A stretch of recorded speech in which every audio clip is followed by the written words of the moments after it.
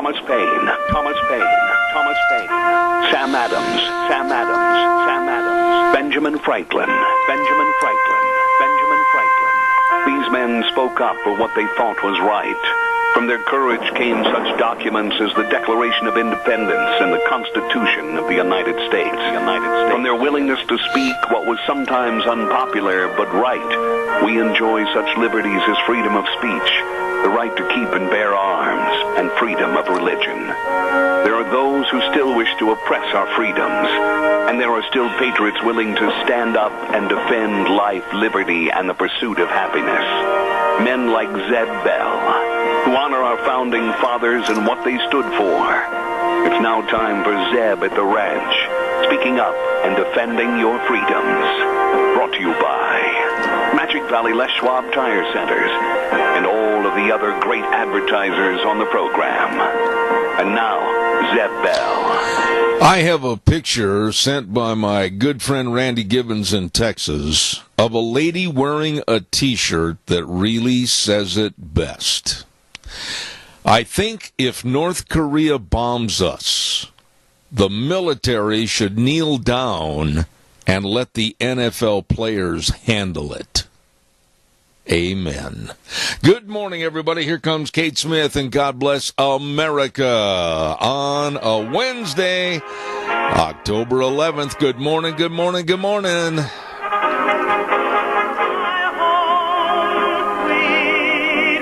And a good morning to you and yours, Zeb at the Ranch. And, of course, I'm Zeb Bell with your Magic Valley Les Schwab Tire Centers as our major sponsor, all 7 locations. And, of course, a great big fall tire sale going on right now. And some of our great advertisers, including Western Way Services, always at your disposal. Get on the route service. Call them at 734-6969. Right now, let's go to the phone line and have our Pledge of Allegiance. Good morning. Good morning, sir. Are you the man? I am the man this morning. All right, it's good to hear your voice. Go ahead. Thank you, sir. I pledge allegiance to the flag of the United States of America and to the republic for which it stands, one nation, under God, indivisible, with liberty and justice for all. Thank you, Wheels. Good job. Glad to have you back. How the headsets feeling? Pretty comfy, actually, to be honest. Pretty what? Pretty comfy. That a boy. All right. Time for our weather forecast, brought to you by K&R Rental at 256 South, 600 west of Hebron. And the number to call, 678-3122. Oh, good morning over there at K&R Rental. You know, they open the doors early in the morning at 7 o'clock and ready to serve you with all the tools and all the equipment you need. And they'll also deliver and pick up the power tools and heavy equipment at the job site. Hey, they've got it all and the experience necessary to know what you need. K&R Rental, 256 South, 600 west of Hebron, 678-3122. And right now, here's the weather. Here's your weather forecast for this fine Wednesday, and today's honestly not going to be too bad. Mostly sunny skies is what we're looking at, high of 60. Tonight, partly cloudy, low of 32 tomorrow. The winds will be picking up, but the sun will be shining, high of 51 with an overnight low of 30. For Friday, we do have a 30% chance of rain and or snow showers in the forecast, but otherwise mostly sunny skies, high of 49. That slight chance of showers may continue for Friday night with a low of 29, and then also carry over for Saturday. Slight chance of rain or snow showers are in the forecast with a high of 49. That is your weather for Zeb at the Ranch. Thank you, Gina, and brought to us by our friends Roger and the crew at K&R Rental, 256 South, 600 west of Hebron. You know, they get there early in the morning to serve you all day long, Monday through Saturday. You be sure and stop in or give them a call, 678-3122. K&R Rental, 256 South, 600 west of Hebron. Really good people. We have got a outstanding program today with great guests. Dave Bigo is going to be on at 9:06. And we're going to kind of talk about everything going on from the NFL to the tax cuts, etc. Then Brian Maloney is going to be on at 9:30. and talking about stand-up NFL. At 10:06 this morning, Dr. Dennis Durrell, I've had him on the air many, many times in the past, and he knows a lot about what should be done with health care. He's going to be on. And then at 10:32 this morning, I'm going to give you a pre-warning. Hide the kids or put earplugs on them. Doug Giles is a patriot that has a special little tagline he uses, and just put the kids in the other room, let them play, turn the radio up real loud on another whatever music or whatever, and then you listen. But it's going to be interesting at 10:32. All of this and more. Hey, don't forget our friends at Denny's Restaurant. Hello, Denny's. I'm telling you, our next lunch bunch is going to be over there next week, not this week, next week on the 19th. And a great place to go. Breakfast, lunch, dinner, anytime, all the time at America's Diner. Oh, I've got my heart set on maybe having at the next lunch bunch those strawberry cream pancakes. Ooh, I know. I'm on a diet, but you got to break it every now and then. And you can just enjoy any kind of a great menu item at Denny's Restaurant, 611 North Overland in Burley and 291 Pole Line Road in Twin Falls. It's really true. The best of people, best of service, and of course the best of food at America's Diner, Denny's Restaurant. Stop in and see them today.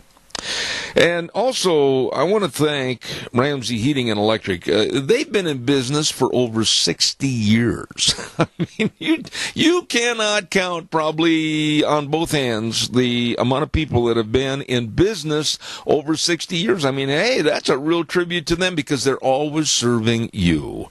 All your heating and electrical needs and cooling needs right there at Ramsey Heating and Electric at 2600 Overland Avenue in Burley. Number to call, 678-0459, and they're open 7:30 in the morning till 5 Monday through Friday. Believe me, they are the best. They work at it and have for a long time.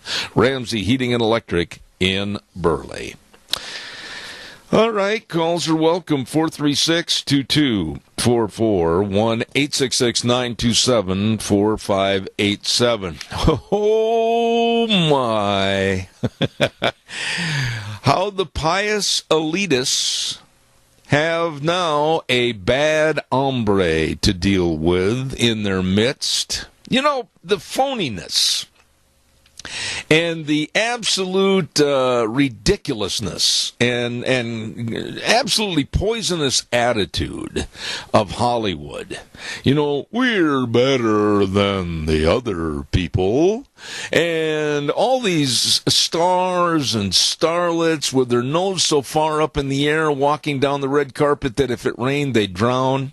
I mean, these people just are elitist. Well, now one of their ilk, a fat, slovenly, pig-looking man, Harvey Weinstein. I mean, this deplorable human being is now, and they say that people knew this in Hollywood for years and years and years. He's a rapist, he's a pawn scum, he's everything. Here's the kicker. Being that he's a Democrat, and very left-leaning, Hillary was good buddies with him. Yeah, Hillary and Bill and Harvey, the three musketeers. And they, Hillary and Bill, took a lot of money from Mr. Weinstein. And, they had you can see all kinds of pictures with them. I've got a whole litany of pictures of Hillary, cozying up to old Harv, and Bill and Harvey. They're just the best of buds. What are they going to do with all the money? What are they going to do with all the money that good old, not so good old Harvey gave to them and their Clinton Foundation? Are they going to give it back? Oh, wait a minute. And another family that we may have heard of really stood up for old Harvey. And the wife of this duo praised Harvey as one of the greatest human beings ever. Who am I talking about? Well, son of a gun, Michelle Obama. Why, they were pretty good old buddies with Harvey. You know, it makes your skin crawl, and it makes your skin itch. I am not going to buy anybody calling in this morning and saying, well, they probably didn't know what kind of a sleaze he was. Oh, it was basically, according to many experts, a very not well-kept secret. You know, Harvey Weinstein is a sick, perverted, evil person. And this is one of the kind of guys that the Democrats seem to flock around. Calls welcome 436-2244, 1-866-927-4587. Don't be chicken. Give me a call. Burley Physical Therapy and Rehabilitation. Hello, Nick. Hello, everybody. Jordan, Jeff, you name it. All the great physical therapists over there. And they can help you get back to being you. You know, I mean, the aches and pains of everyday life. Maybe you lifted something you shouldn't. Maybe you fell down the stairs. Maybe the kids got hurt on the monkey bars, or maybe some football player. Whoa, baby, if I got a sore set of ribs or whatever it might be.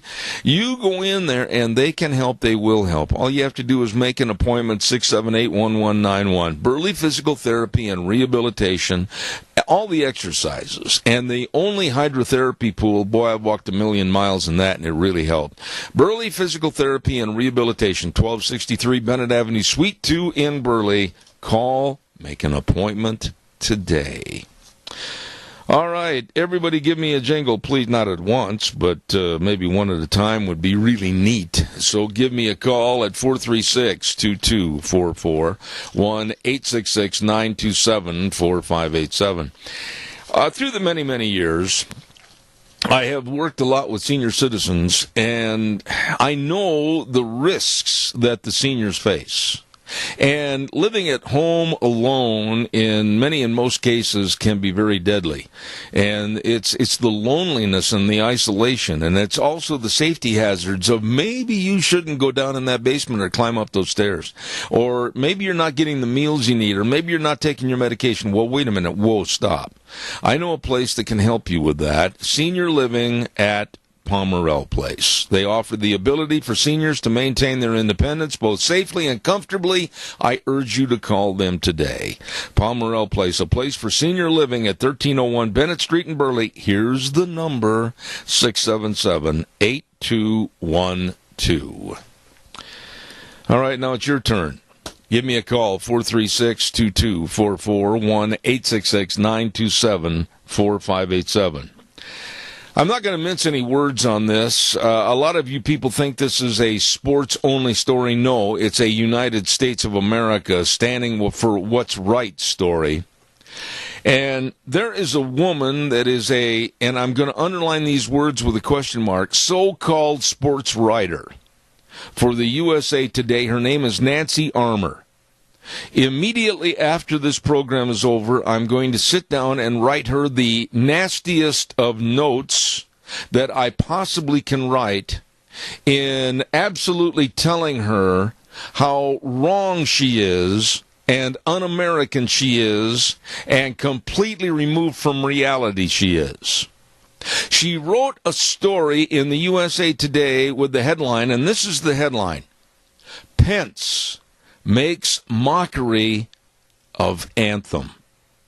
I'm going to read that again. Pence makes mockery of anthem. Subheadline is, Vice President's staged protest was nothing more than political theater. Now, I'm going to read some excerpts of this because, man, this old German was mad. Here's the beginning of the story by the wonderful and stupid Nancy Armour. A mockery was made of the national anthem, all right, but it wasn't by the San Francisco 49ers. Vice President Mike Pence turned the anthem into a prop Sunday, co-opting it for a stunt that served no other purpose than to sow division, further enrage the administration's conservative base, and to try to cow NFL owners. that it likely deflected attention from yet more neo-Nazi protests in Charlottesville was all the better. Now, at the tail end of this wonderful, stupid story by Nancy Armour, she said, some of the 49ers knelt, but the disrespect came from Pence. In a shameless bid for political points, he tried to play the country for a fool. This woman should be fired. I know she has the right to write about anything she wants. But this kind of idiocy, this kind of disrespect, this kind of non-patriotism is sickening to me. So I am going to get a hold of Nancy Armour, and I'm just going to let her know, and it's Nancy Armour at usatoday.com. And I'm just going to really let her know that an old fat Idaho cowboy just doggone sure doesn't think she deserves a paycheck. Join me, will you? Calls are welcome, 436-2244, 1-866-927-4587. While I'm, come on, get out of bed, give me a call. Don't forget, to our friends at Ramsey Heating and Electric and Lennox with their home comfort systems, and you could possibly get up to a $1,600 rebate on a new Lennox home comfort system. And it's so easy. All you have to do is call Ramsey Heating and Electric at 678-0459 and find out more about Ramsey Heating and Electric and Lennox, saving you money. Absolutely. Caller, I'll be right there. I just got one more good word to pass out to everybody this morning, and I love talking about these folks. They are so nice, and they do a job that you and I would never want to do. No! They are the folks at Dino's Septic Service, and absolutely, I'm telling you what, they clean your septic tanks. Septic tanks are pumped, and septic tanks and drain fields installed, and water and sewer lines installed, and sewer and sink drain lines are cleaned. And they got a big truck that says on the side door, "Smells Cargo on the way." These are good folks. Call them. 436-6526, or in Burley, 678-1638, pardon me. Doing a job that you wouldn't want to do, and they do it well. Dino's Septic Service in Rupert. You get a hold of them today. Caller, thank you. Go ahead, you're on the air. Good morning, Zeb. Sir. You know, I think that Mike Pence is a true patriot in America. For him to have the courage to do that with a crowd of, I don't know how big, but it was quite large, I'm sure. But the idea that he had the courage to do that, I think he is a true patriot. No, it's not a matter of courage. Honestly, I'm going to maybe change some verbiage there. I think it's a matter of patriotism. And here's the reason why I say that. Let me ask you, Keith Cottom, if you went to an event and you stood up for the national anthem, and you looked at various people around the room and or the Coliseum and or the gym or whatever and saw them kneeling or sitting during the national anthem, would you stay and support the event or would you leave? I know doggone well what I would do. I'd be out the exit and gone. I'd be gone. I don't know what it's going to take to get these people to think straight. Now, it just takes just a few minutes out of their wonderful life, I'm talking about the NFL, to tell America how much you love it. And these scums will not do that.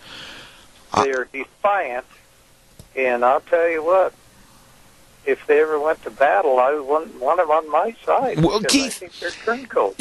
I absolutely agree with you, and I don't care who calls so-and-so calls so-and-so. Oh, that's Bell. Why, my goodness sakes, he's a racist. We got to get him off the air. Has nothing to do with race whatsoever. It has nothing to do with race. It's got everything to do with patriotism and respect. And right now, these players that are kneeling, yes, 99.9% of them are black, and they're kneeling or sitting down during our anthem are showing total disrespect for a country that has afforded them every opportunity to succeed and have a great life and a great family life and propel themselves to future occupations. I am fed up with their juvenile, stupid attitude. I just was watching Fox this morning, and he came up with one thing that really burns my hide, and that is the fact that there's a college back east that's called Robert E. Lee. Oh, I've yes. heard of it. Yes. But now they want to take Robert E. off of it and just call it Lee College. These are cowards. Isn't that like the camel poking his nose in the tent? Yeah, these are cowards. These are people that absolutely should not be in any leadership in the community or in the capacity of running a university or college. They're basically cowards that absolutely I have no time for, no use for. And this is just more of the continuing trend of the left and the idiocy of the left and a rewriting, a cleaning, a kind of a revamping of our history the way they want it, not the way it really was. Well, I think, if I remember right, Robert E. Lee attended the academy. What do you call it? But anyway, he was just doing what he was taught to do, and I think he is a war hero. Well, and a lot of people don't remember that after the Civil War, he was asked by the Union, and he absolutely performed his duties to try to regenerate and kind of bring everybody together. And he was a university president, and he did all he could to establish and help the union of the North and the South. And a lot of people forget that. But the left only does, and the left only desecrates what they think might be better for them. They are absolute nincompoops, and quite frankly, I give them no time. Well, this is probably the same college that I've seen on Fox. Yeah, it might very well have been. It was named after him, so you're probably absolutely right. I appreciate that bit of history. All right, Keith, thank you very much. Appreciate it, buddy. Thanks. You bet. All right. Bye. You know, I've got so many things here this morning that are just driving me nuts. I mean, about black extremist groups now, after all this time, are being considered to be domestic terror groups. Well, duh. Yes, naturally. Black Lives Matter, I don't know why they could not be considered to be extremist terrorist groups.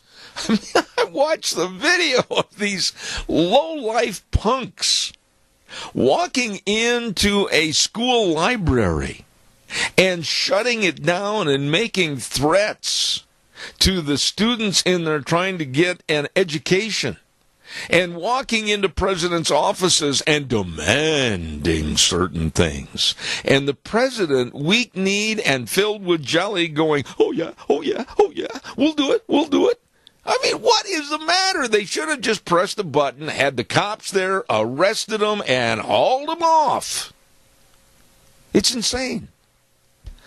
Don't forget Sophie's Chatterbox at 530 East Street in Rupert. The very best of restaurants. The very best of a bakery. Oh, you better stop over and enjoy all the cookies and the pies and the different desserts. And every Monday, we give away a dozen cookies from Sophie's Chatterbox at 8:30 in the morning. And all you have to do is answer the trivia question. Sophie's Chatterbox over in Rupert. Very, very delicious. Also, thank you to Barry Equipment and Rental. Sales, service, and parts, and they've got 3 locations to serve you. And, of course, South Lincoln and Jerome, Addison Avenue West in Twin Falls, and 159 West Highway 30 in Burley. You know, a lot of people want to get a lot of work done before this weather turns from kind of fallish to real bad, ugly winter.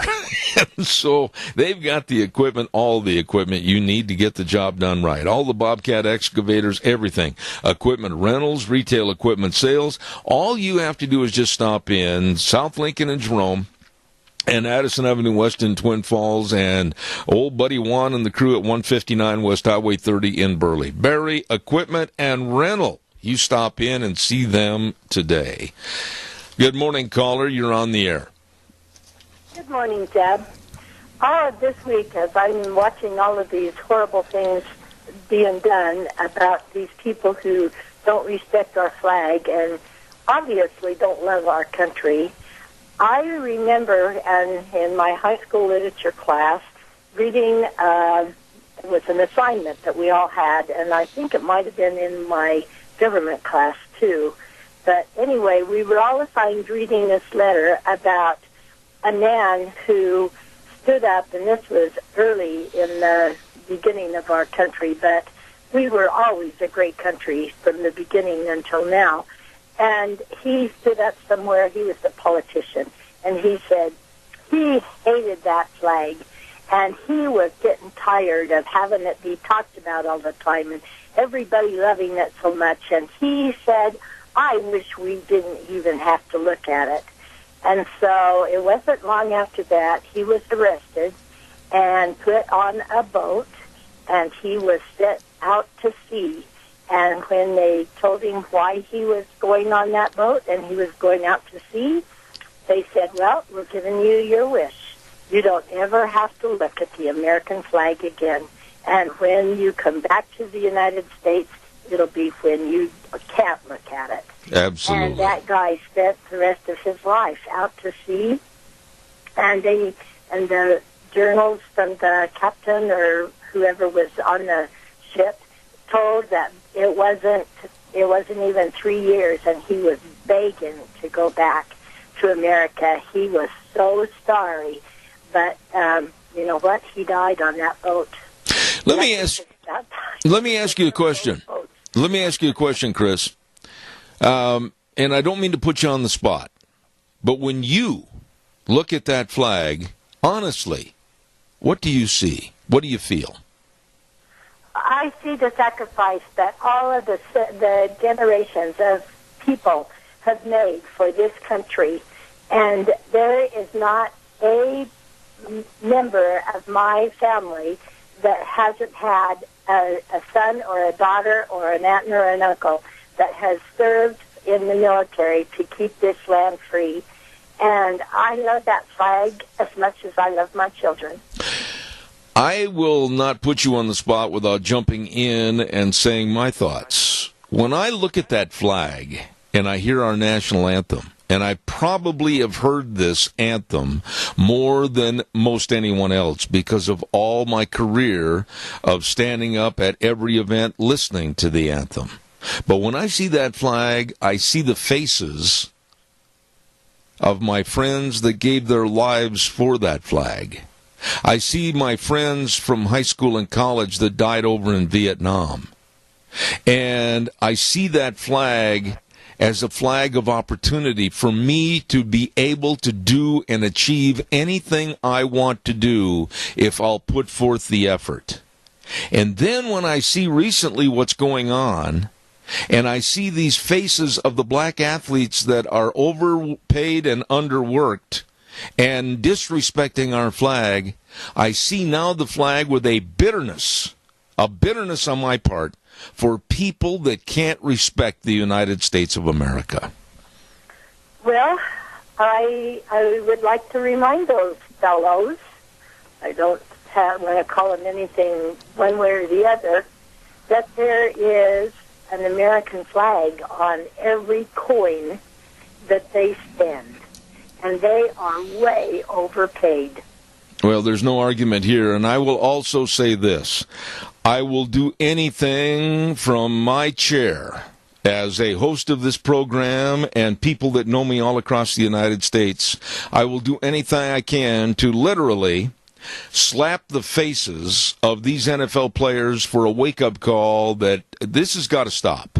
It's permeating like a cancer. Yeah, and I think that it's time that the NFL owners or these big sports owners remember the flag that's on their money, too, and it could dwindle. Absolutely. Chris, it's always a treat to have you call. Thank you so much. And this is one of the first calls that you have made to me on my program where I didn't hear the chiming of your great big clock. Well, it is not time for it to go chime, so you're lucky. I'll tell it that it's off the hook. All right, thank you very much. I appreciate it. Bye-bye. Calls are welcome, 436-2244, 1-866-927-4587. A friend of mine called me the other day on my cell phone and said, well, yeah, but, you know, they have a right to protest, you know, and everything. Yeah, they do. Yeah, they do. But I also have a right to denigrate them and protest them. And I'm going to do it. One of the Green Bay Packers, Martellus Bennett, is one of the leaders, if you will, of not standing for the national anthem. I will say this. I hope he gets fired. He's one of their star players.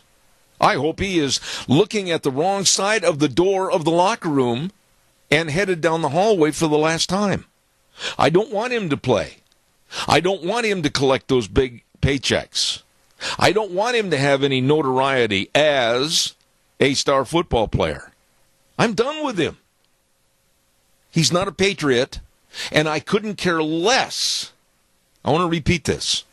I couldn't care less about his stories of oppression, his stories of police brutality, and all this other garbage. As I said a week ago on this program, and I mean it, everyone has a story. Everyone has had to overcome a problem in life. Everyone has had to try if they want to succeed at their career. These people have been handed a gift, and they have literally spit on the flag of the United States, and it sickens me.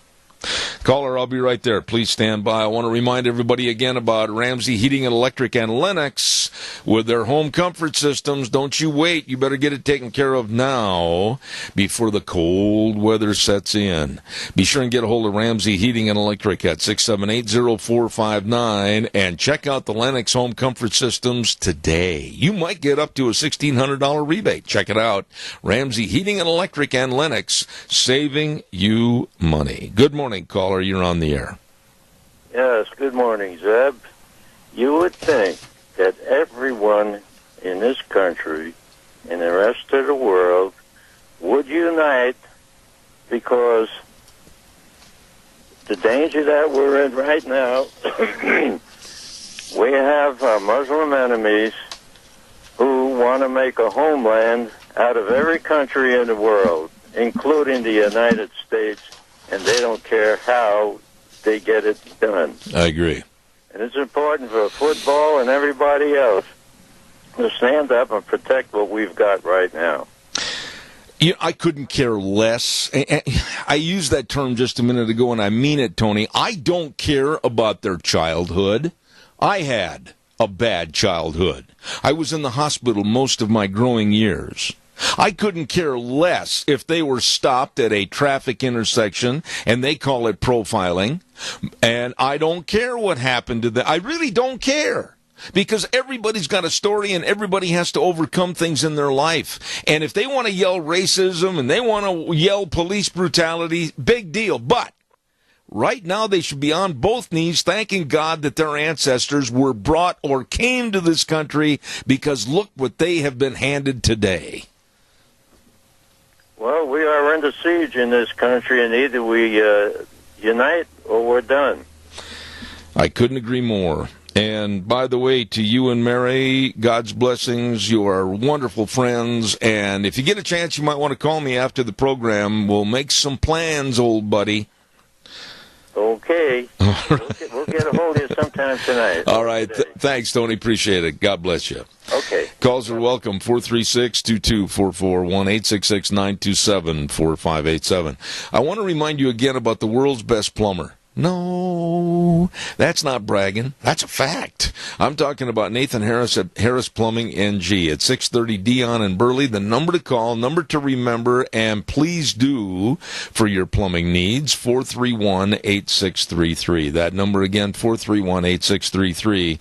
One call. That's all. For all your plumbing service needs, they are the best. And I can tell you from my own experience, dedicated to perfection. Call them today. Harris Plumbing NG in Burley at 431-8633. Hey, big sale coming up on this Saturday, and it's going to be the Randy Mitchell Estate Sale in Twin Falls at 2521 East, 3707 North, managed by the Bennett Boys Auction Service. The Bennett Boys, you better believe it, they are good. There's going to be furniture and household items, lawn and garden items, like a great big Front Avenue barbecue with a bottle, beer steins, collectibles, Anheuser-Busch beer steins. Say that fast 5 times. Along with sporting goods, shoe equipment, tools, supplies, everything. The Bennett Boys putting on this sale, Randy Mitchell Estate Sale, starting at 11 o'clock this Saturday, the 14th. And for more information, call Joe Bennett at 539-0111. The Bennett Boys Auction Service. Calls are welcome, 436-2244, 1-866-927-4587. I'm going to put my my head on the chopping block a little bit here, and I want to ask you this question. As of late, there has been a lot of discussion with a certain term, and that certain term is white nationalism. And you know, of course, what happened in Charlottesville. And you know, of course, there was a lot of hate and dissent on both sides with the neo-Nazis and Antifa, Black Lives Matter, and, of course, white supremacy, which is a lot different than what I'm talking about, white nationalism. But however, the media and many people, I think, are misconstruing the terminology white nationalism. Now, I'm going to open up this phone line right now for you to tell me, do you think, under the meaning and intent of the words white nationalism, that it is a bad thing? Think about it. White nationalism. Is it, on the scale with being a neo-Nazi? On the scale with being Antifa? On the scale with being a white supremacist? But think about it before you call and let me know, really, what is wrong with being a white nationalist? Give me a call. Let me know your thoughts. 436-2244. 1-866-927-4587. While I'm waiting for your call, I want to remind you we got a weather forecast quickly. And the weather brought to you by Mount Harrison Audiology and Hearing Aids. And they're located right across from the Minidoka Hospital Emergency Room. And the number to call for a hearing screening with the wonderful Dr. Christine Pickup. Oh, she knows sound. Oh, she knows hearing. You better get a hold of her today. 312-0957. 312-0957. Mount Harrison Audiology and Hearing Aids. Right now, here's the weather. Here's your weather forecast for this fine Wednesday, and today's honestly not going to be too bad. Mostly sunny skies is what we're looking at. High of 60 tonight, partly cloudy, low of 32 tomorrow. The winds will be picking up, but the sun will be shining. High of 51 with an overnight low of 30. For Friday, we do have a 30% chance of rain and or snow showers in the forecast, but otherwise mostly sunny skies. High of 49. That slight chance of showers may continue for Friday night with a low of 29. And then also carry over for Saturday. Slight chance of rain or snow showers are in the forecast. with a high of 49. That is your weather for Zeb at the Ranch. And Gina, I appreciate it. Thank you very much. True Hearing Healthcare, right there at Mount Harrison Audiology and Hearing Aids. I urge you, if you're noticing a diminishment in your hearing, to get a hold of her today. And that's Dr. Christine Pickup at Mount Harrison Audiology and Hearing Aids. Call today. Tell her Zeb sent you at 312-0957. Calls are welcome, 436-2244, 1-866-927-4587. And I really mean this when I ask you this question. White nationalism. What is really so bad about that terminology? Let's just kind of break it down a little bit. According to the definitions in the dictionary, nationalism, devotion to one's nation. Yep, I guess I'm guilty there. I am. Patriotism is also one of the meanings. Well, I sure try to be a patriot. I love this country. And then also it says, under nationalism, belief that our nation is more important than other countries. I do. I believe that. I believe the people and the Constitution and the values in this country are more important than other countries. Yeah, I'm guilty there too, I guess. And I'm also, according to what the dictionary defines the word as, with pro-nation independence. I agree with that. To keep and strive and fight for everything our forefathers fought for. But now, today, because, oh boy, here's another one. I'm white, meaning I'm a Caucasian. I'm falling underneath a nasty caliber and nasty category of being a white nationalist. Now, the blacks can come out and have black pride. Nobody says a word. They get on the newscast, and that's okay. That's okay. They can have that. And the Hispanics can have their marches and their pride. And yell brown power, and they have. But why can't I be proud of who and what I am because I'm white and I believe and respect in everything this country stands for? Give me a call. I'd like to hear what your point of view is. Don't weaken on me. Come on, give me a jingle. 436-2244. Caller, good morning. You're on the air. Good morning again. I am a white nationalist, and I am very, very proud of it. You know, when we have countries like Canada that's supposedly our friends, you know, those people don't love their country like we do, especially in the East, Quebec and places like that. They're far, far out. And that's where they're trying to put us. And I'll stand to be a nationalist any day of the week. Well, let me ask you something. Being a white nationalist has been twisted and torn by the left, I would say, because they're equating you and me as being a part of a movement for white supremacy. Now, I know you really well.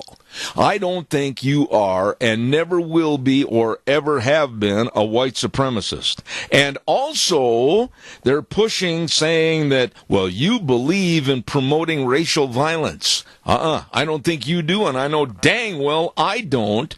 But I am proud of this country. I absolutely have devotion to this United States of America. And I guess I'm all wet when it comes to the definition. I guess I'm proud to be a white nationalist, old buddy. Well, I'd like to tell you a quote that came from Barack Obama, and he made the statement, if I could take all the white blood out of my system and everything, I'd be the happiest man around. Yeah. Now, he just said right then and there, and I don't know if that was before he became president or just after, but he made the announcement there that he didn't want anything to do with white. You know, and I don't know why we're sitting back and not having really good, hard, face-to-face conversations with people that want to call names like, well, you're a white nationalist, and you know what that means. If you're a white nationalist, then you believe in white supremacy, and you also believe in racial violence. No, I don't. And if anybody says that, they are a liar. A liar. Neither are you. But I am doggone proud of this country, and I also am a patriot, and I love my flag. And so if they want to start hanging that around my neck, they'd better be prepared for one heck of a fight. Well, I'm proud of my nationality. I'm proud of my heritage and everything, because they didn't do anything to embarrass the nation that I know of anyway. And so why can't we just be proud of being white? It doesn't mean that we dislike other colors. Not at all. Absolutely. It's just that we're proud of what we are, just like the black. There you go. There you go. I don't think they're proud of their nationality. Well, I am a little sick and tired, and I'm not going to change my ways, that all of a sudden there is a flood, if you will, of anti-white feeling going on in this country. And some of it's even promoted by white Caucasian people, newscasters, so-called comedians, etc. And I condemn them for their stupidity. Keith, I got to run and do a commercial quick. Thank you so much. God bless you. Have a good day. Thank you. You know, I'd like to hear your points of view on this thing, because I'm not going to back up. I mean, the silliness of the Times News and some of their op-ed writers, they're lucky if they can look the word up. But, you know, I'm going to stand behind what I just said here, and I'm not going to weaken. I hope you don't either. Don't forget on Fridays, I'm not on the air. Thursdays, attaboy Zeb, we have a segment at 9:15 where we give away a Grand Slam breakfast to Denny's Restaurant, America's Diner. Don't forget to be tuned in, answer the trivia contest, and you might have a great breakfast dining experience with a Grand Slam breakfast at Denny's, 611 North Overland in Burley. That's coming up tomorrow. Calls are welcome, 436-2244, 1-866-927-4587. There seems to be, today more so than ever before, terminologies and pigeonholes. And those terminologies automatically point the finger at someone or some group, and then that pigeonholes them as to what they are and what they mean. And that I find entirely offensive. I've always considered myself an individual. I've always considered myself a person that will sit down and I'll look at the situation, and it's kind of hard and fast, black and white. Number one, if it's against this country, if it's against our flag, if it's against the patriotism, if it's against the Constitution, I condemn it. There's no gray in between. Caller, good morning. You're on the air. Good morning, sir. Yes, sir. I'll stand with you on that one. I'm glad to hear you call on this, Doug, because I think the terminology white nationalism has been distorted, and it's absolutely a farce. It is. They don't have a dictionary. They make up their own meanings to words to fit their agenda. Yeah.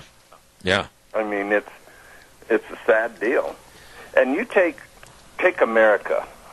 When I was trucking, running across country, I listened to a guy was on a trucking channel, and his handle was a trucking bozo. There's some people out there might have heard him, but he made comment that the downfall of America is going to be a hyphen. I agree. He says, you take African American, Spanish American. He says, either they're American or they're African. I am not going to give them, and when I say them, I mean a member of any group or any segment of what they want to be called in America. I'm not going to give them the luxury of making sure I define it the way they want to. If you're an American and you love this country and you pay your taxes and support what this country is all about, you're an American. I don't give a rip what other connotation you want to have connected to it. Exactly, and that's my point is, you don't see people going around like you and me were German American. Yeah. The Swedish American. Oh, yeah. The Irish American. We're Americans. Okay? We're either on the same team or you're against us. If you start hyphenating and you start segregating into, here's a category, Black Americans. Wait a minute, here's another category, Japanese Americans. Wait a minute, we got to make room for over here the Danish Americans.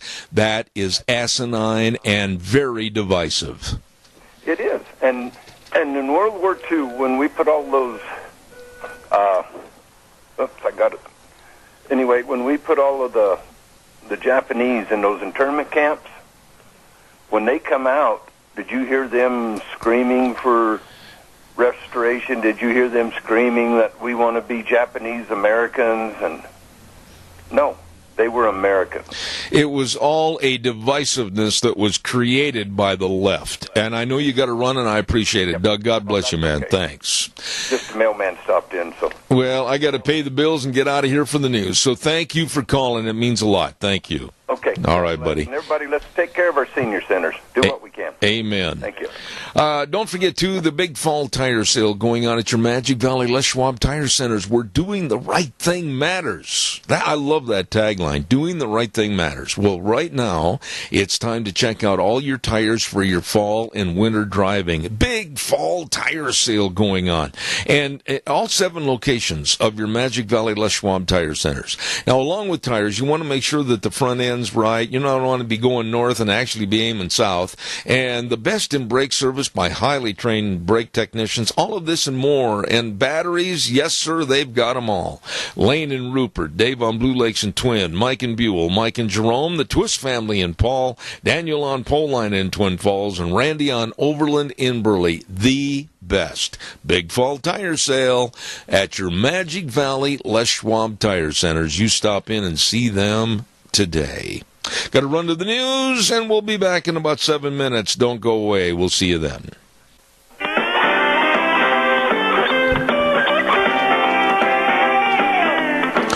And a good morning and welcome back. Hour number 2, Zeb at the Ranch. I'm Zeb Bell with our Magic Valley Les Schwab Tire Centers, your number 1, numero uno, main sponsor, all 7 locations, with a great big fall tire sale going on right now, along with some of our great advertisers, including Western Waste Services.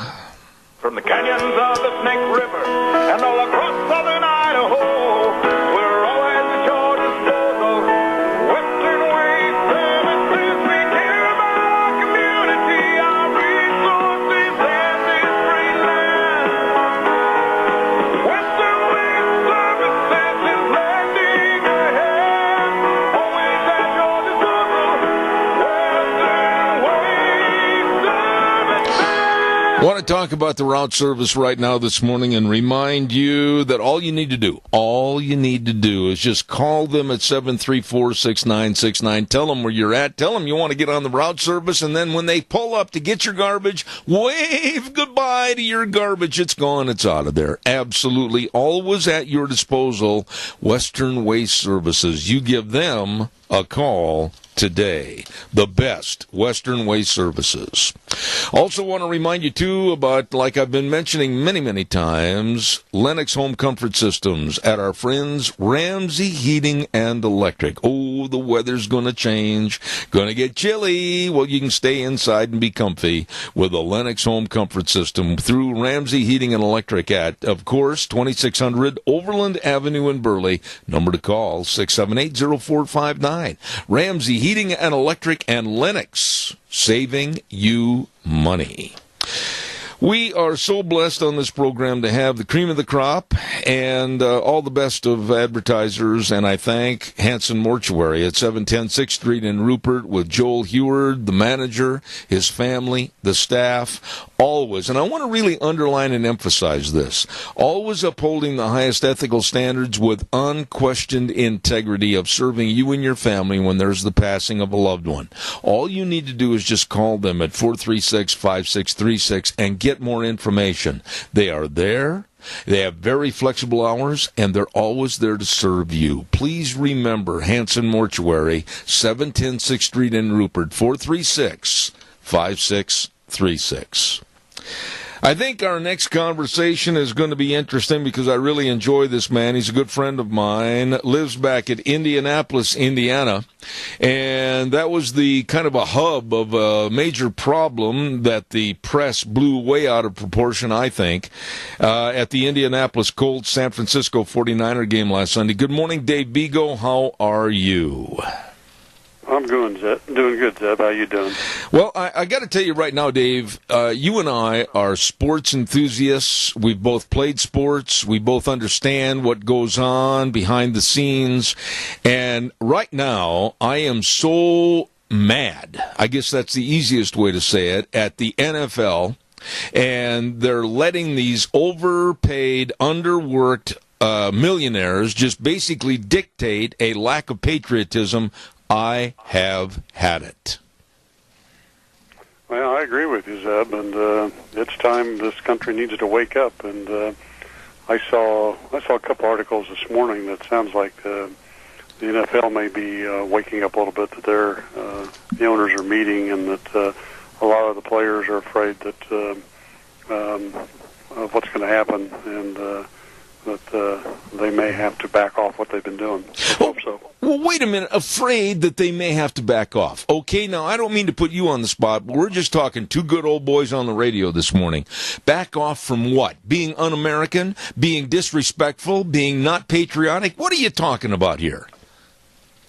Well, yeah, I mean, they're not going to be able to show it because it sounds like the NFL is probably going to come out and say, if you do it, you won't have a job anymore. And even though, and what they're saying, though, is behind the scene is a lot of these players haven't knelt, but they wanted to because they were afraid of the consequences. And it's like you said, this is terrible. These people are overpaid people that are very fortunate to be living in this country and making that type of income and doing this stuff. But stop there and let me tell you what's really going on behind the scenes. The NFL Players Union is partnered with George Soros and is bankrolling the anti-Trump resistance, and this is just part of it. They're getting into these players' heads. These are young kids, young guys that they don't understand what's going on. They're easily brainwashed, and we're going to see more of this stuff. We're going to see it in other parts of the country in different businesses and organizations with Soros and getting involved with the unions on this stuff. I absolutely agree with you. I do not know if you ever take the time to read multiple newspapers, but USA Today, with Nancy Armour, and how she could ever qualify to be a sports writer is way beyond me. She came out with a headline that I want to read to you, and then the subheadline about your former resident of Indiana, Vice President Mike Pence. Here's the headline. Pence makes mockery of anthem. The subheadline read, Vice President's staged protest was nothing more than political theater. She condemned Vice President Pence for walking out after the 49ers knelt during the anthem and blamed him as being nothing more than political theater. What kind of stupidity is this? Zeb, this is what they do. I've told people over and over again, you need to read my book because these are exact same type of things that the unions and the far left groups use in their agenda to transform America and confuse and brainwash the American people. And they say one thing and do another thing. And America needs to wake up. These people are liars, and they throw out misinformation, and it's not because they're trying to help people. It's because they want to control us. I am going to, like I stated in the first hour, I'm going to get a hold of Nancy Armour at usatoday.com, and I'm going to send her the not of nicest letters, and I'm going to demand to her hierarchy in another note that she be fired for being absolutely worthless in sports reporting and sports writing.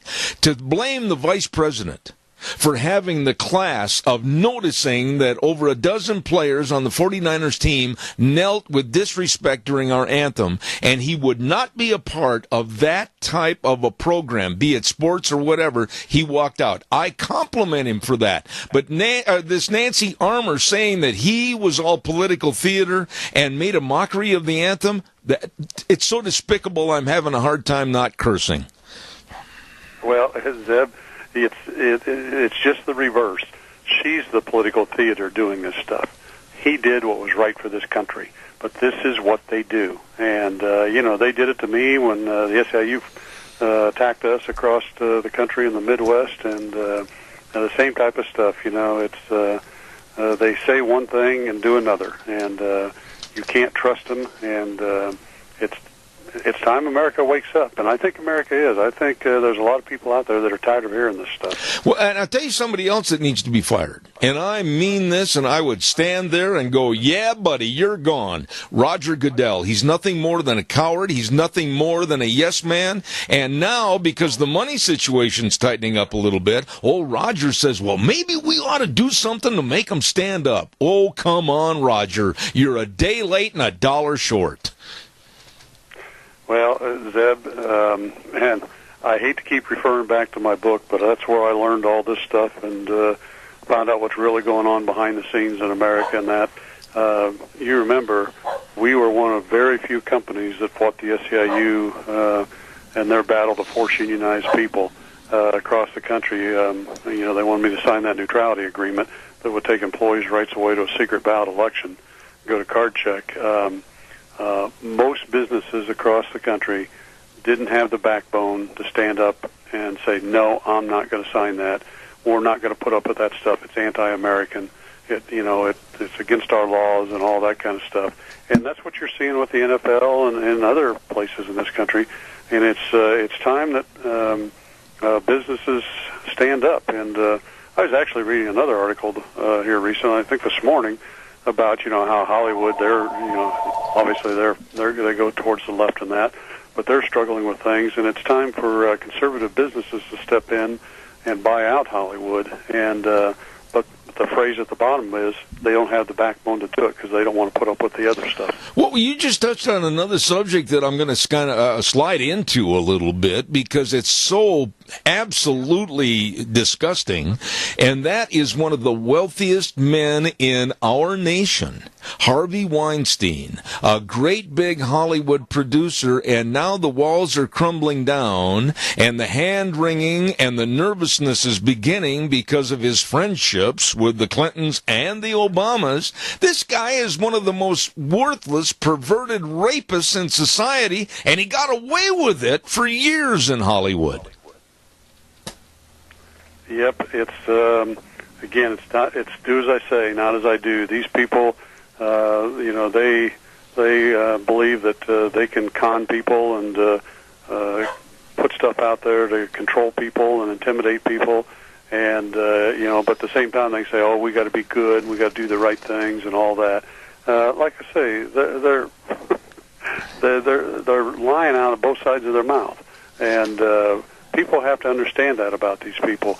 I mean, what I say to people when you look at other people and or companies and that, instead of listening to what they say all the time, watch their body language, watch what they do, what really their companies do, and that'll tell you more about them than anything else. Dave, really, I want to go back. You and I both played sports, and I absolutely cannot understand what would behoove an athlete making $1, $2, $3, $4, many more $1 million per year playing a game that is going to solidify his future with good money management and solidify his family's future. What in the world would possess them to sit there and make stupid statements and act in a derogatory manner of disrespect and literally like a little puppy biting the hand that feeds them? I don't understand their mindset. Well, again, Zeb, it's just like when the SEIU attacked us, and thank God they didn't get into the minds of many of our employees. And one of the reasons was because I went around and I sat down and talked to our employees when they were on the job and explained to them what was really going on. And But the union has gotten into these people's minds, along with Soros, and told them that, this country doesn't care about people. It's all about social justice, and they don't care about minorities and people of different races and religions and all that kind of stuff. It's a bad country. You guys got to understand that. And, we just so happen that there's football here, and you guys do well. But, the majority of the people are not treated the way they should be. And it all started with Colin Kaepernick. And when he first started doing that, remember, he talked about social justice all the time. Social justice is one of the key words of the SEIU, the union I beat. Yeah. In some respects, and a lot of people will be offended when I say this, but in some respects, I almost hope that Kaepernick gets to be a quarterback in the league again, and I only wish that I could be a middle linebacker and set my face mask right on the middle of his chest. That's all I'm going to say. Well, Zeb, I think that would be interesting to watch, but unfortunately, I don't think he's going to be back, and I don't think you're going to be playing either. Well, you got that right. But, there's another extreme to this story, my friend, and it's also what I'm hearing, what I'm seeing, and what I'm reading about the NBA trying to pick up on this stupidity and carry it into their season. What are your thoughts on that? Oh, I wouldn't be surprised at all.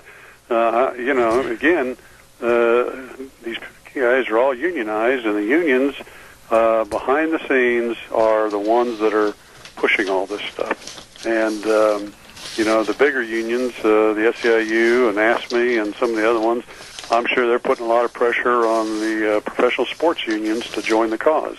And because unions are in a death spiral, and on top of that, with the appointments that Trump has made to the National Labor Relations Board and the things he's talking about as far as right to work and stuff like that, the unions see the possibility of a complete nosedive by unions in this country and being eradicated.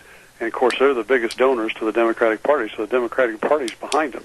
So this is all being put together by these people behind the scenes. And Soros, who wants to see this country brought down because he doesn't believe in it. He thinks it's a bad country.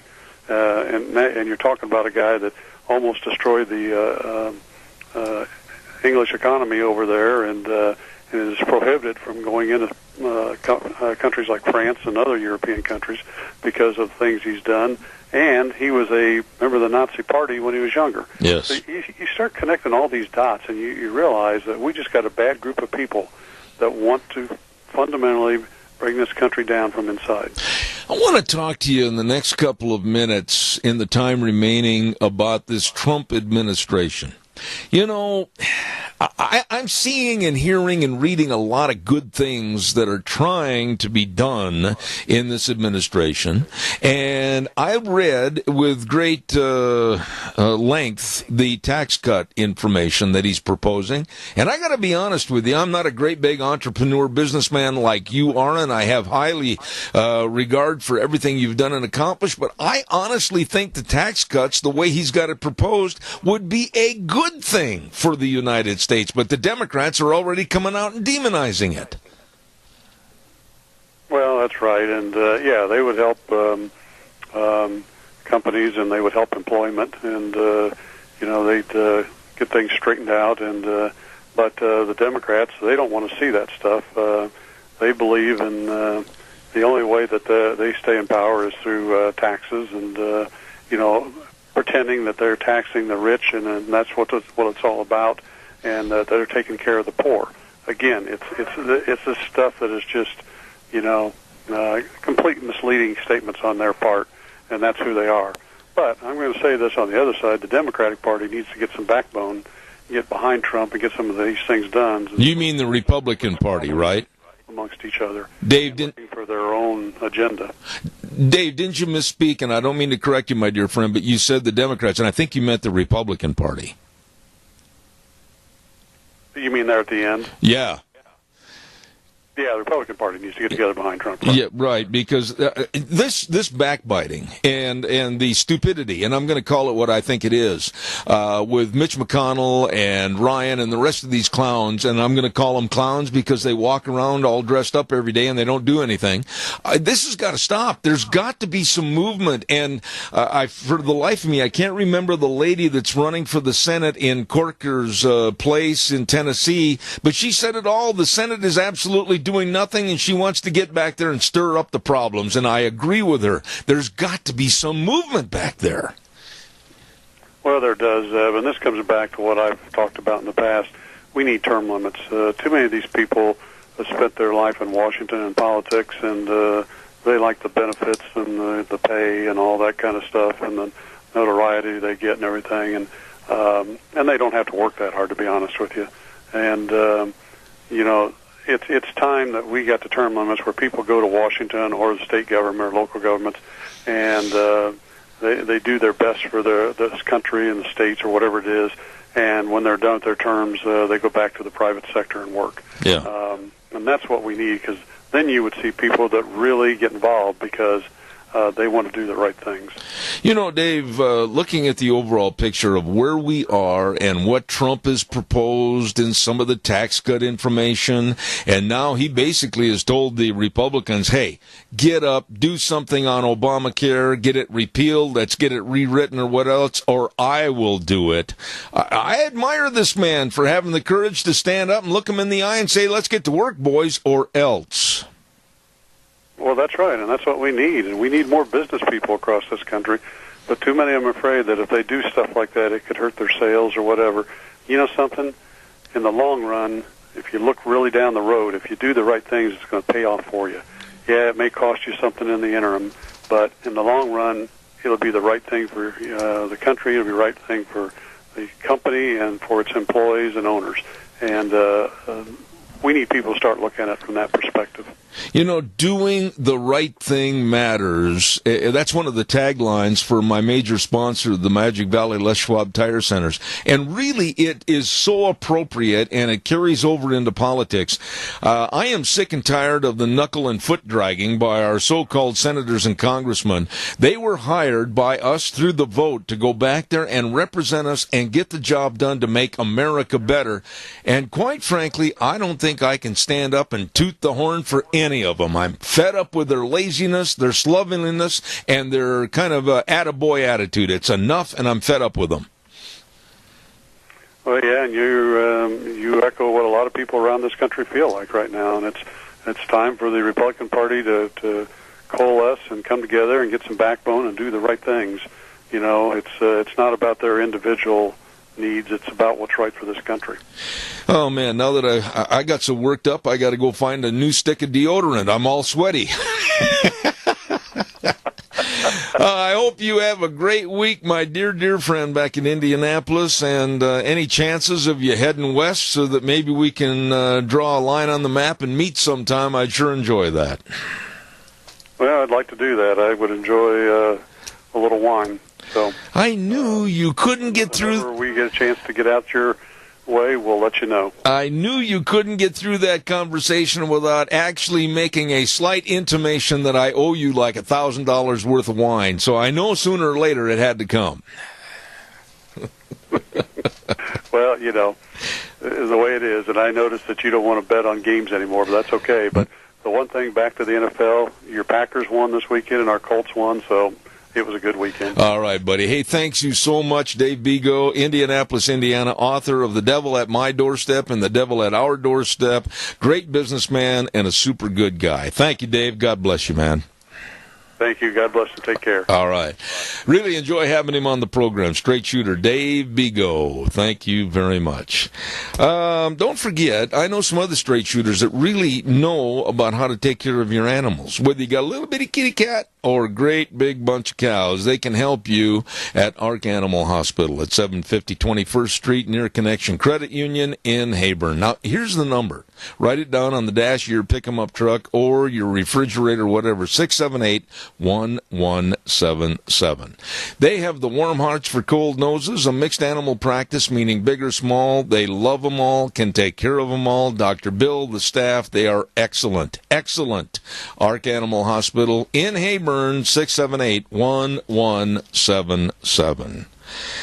Oh, my goodness. Oh, you know what? I brag a little bit because this guy is so nice and he's so handy, and it's good to have him back at Lee's Furniture, Floors, and More. Jeff Bronson. Doggone it. Go on in and ask for Jeff. They got a whole crew of great people there. LeGrand and Morgan and Hillary and Emily. They can help you on all you need at Lee's Furniture, Floors, and More. Hey, listen, Beauty Rest Queen mattresses and box springs on sale for $3.99. Yep, no kidding.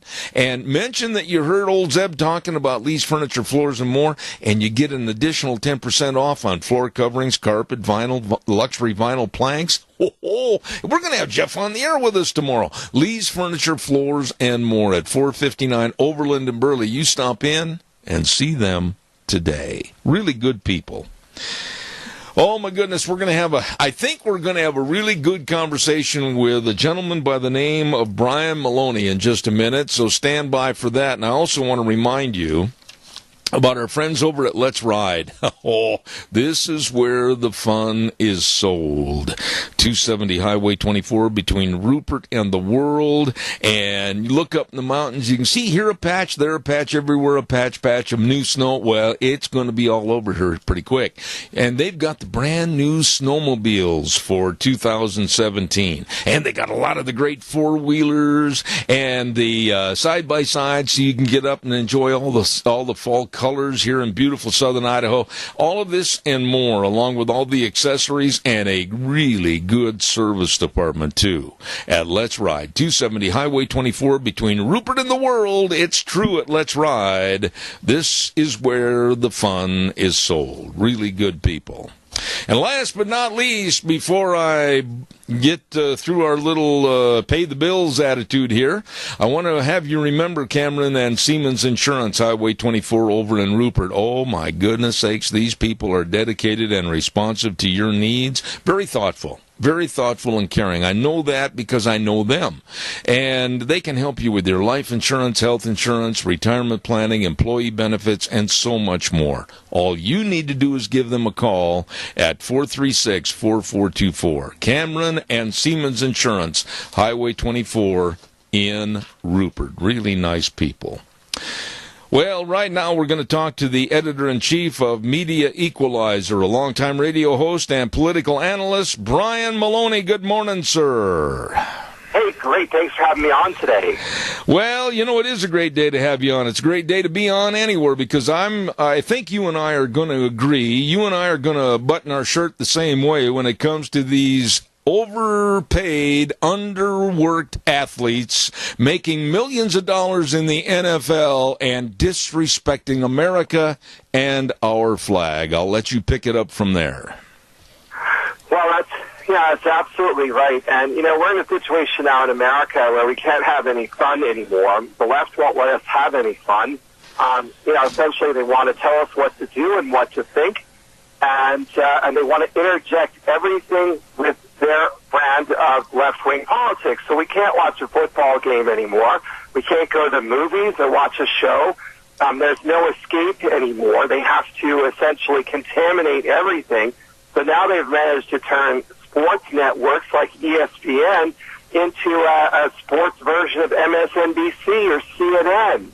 So I think the situation in this country is the left is not going to stop until they feel they've indoctrinated us with their value system, which, as we've seen, the more and more they reveal of what they truly stand for, the more we see that they're wacko.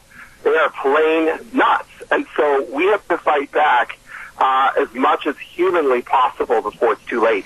Okay, but wait a minute, Brian. I don't mean to put you on the spot, but answer this question. How? It's a simple question. How? We can turn off the TV. We can tell the rating services when they call that we're not going to watch them until these clowns start acting like Americans with respect. But really, there's got to be more of a slap on the wrist than that. How? Well, that's a great point. I mean, one of the things that is really frustrating right now in the situation with ESPN is they have really brought this upon themselves. And these guys are true believers. The weirdest thing is I've worked in a lot of media outlets around the country over the years, all parts of the country. The weirdest thing is in any newsroom, the most liberal people in the newsroom are the sports guys. I don't know why, but they are. So we have a situation that can sometimes seem overwhelming. You look all around at this political correctness. We can't send our kids off to college anymore because they are you're wasting money, it looks like, more and more now. Just you get there and you see what is being taught. It's just indoctrination.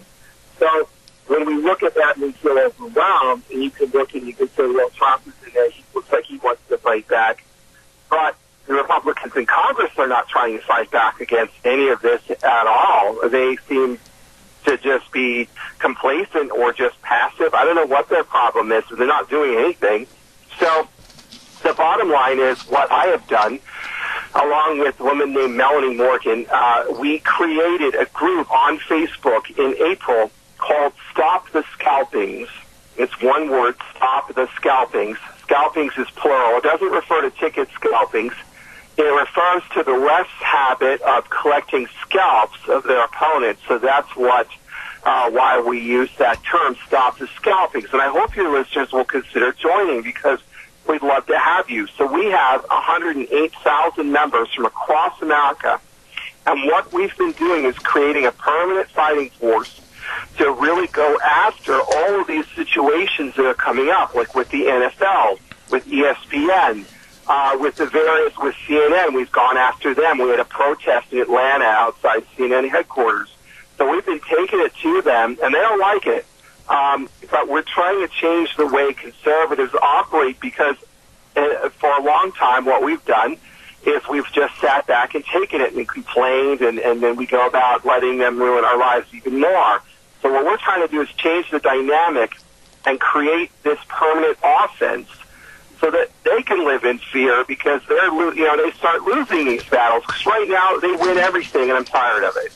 Well, one of the things I wanted to bring up this morning with you, Brian, is, and I'm sure you probably read the article that was written in the USA Today yesterday by a woman I would love to see fired. I would like to be responsible for her firing, and that's Nancy Armour, a so-called sports writer for USA Today, with a big headline on the front page of the sports page that said, Pence makes mockery of anthem, and the subheadline read, Vice President's stage protest was nothing more than political theater. She, a disgusting so-called sports writer, blamed Vice President Pence for not respecting the anthem when he walked out after the anthem because the 49ers took a knee. This is insanity personified. Well, it really is. And USA Today is owned by Gannett, and Gannett has always been a far-left newspaper company. And so the bottom line is the price of admission for working at USA Today is to be on the far left. So, it shouldn't be any surprise. What's interesting is when you look at the left, they were using their talking points from the Democratic Party. And essentially they all came out at the same time with this idea that Pence was engaged in a stunt. And it cost $300,000 in taxpayer money. As though the left now they're concerned about taxpayer money, when for 8 years of Obama they could have cared less about wasting taxpayer money to the tune of trillions and sending $100 billion to Iran, and millions in C-notes sent in a plane one night to the mullahs in Iran. I mean, Obama should have gone to prison for that.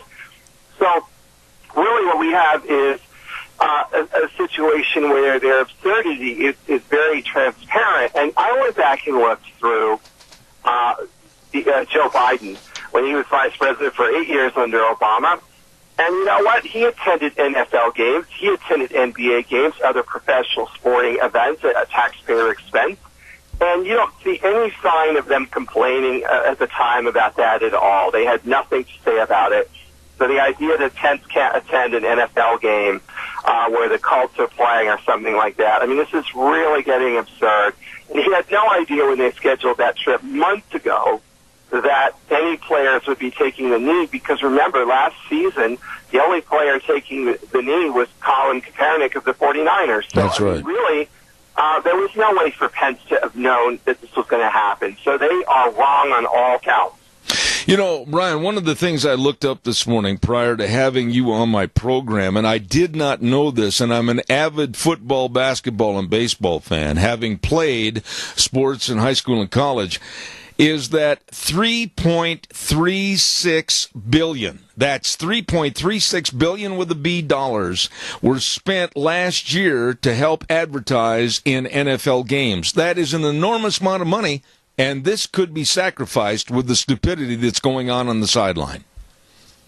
Well, that's absolutely right. And, you know, even the government, I mean, I think the U.S. military has paid money to the NFL to have patriotic displays before games. They've done that with all major sports. I mean, it's really, when you think about that, that's where it's really become fascinating. And now the league is seeing, you know, the damage that's being done. You know, when these teams are no longer worth $1 billion each, maybe they're worth $500 million each. You know, when they take a $500 million haircut in each team, they start to panic. And now we're seeing Roger Goodell out there saying, oh, maybe we do need to make all the players stand for the anthem. Oh, you know, you think? I mean, you let this fester.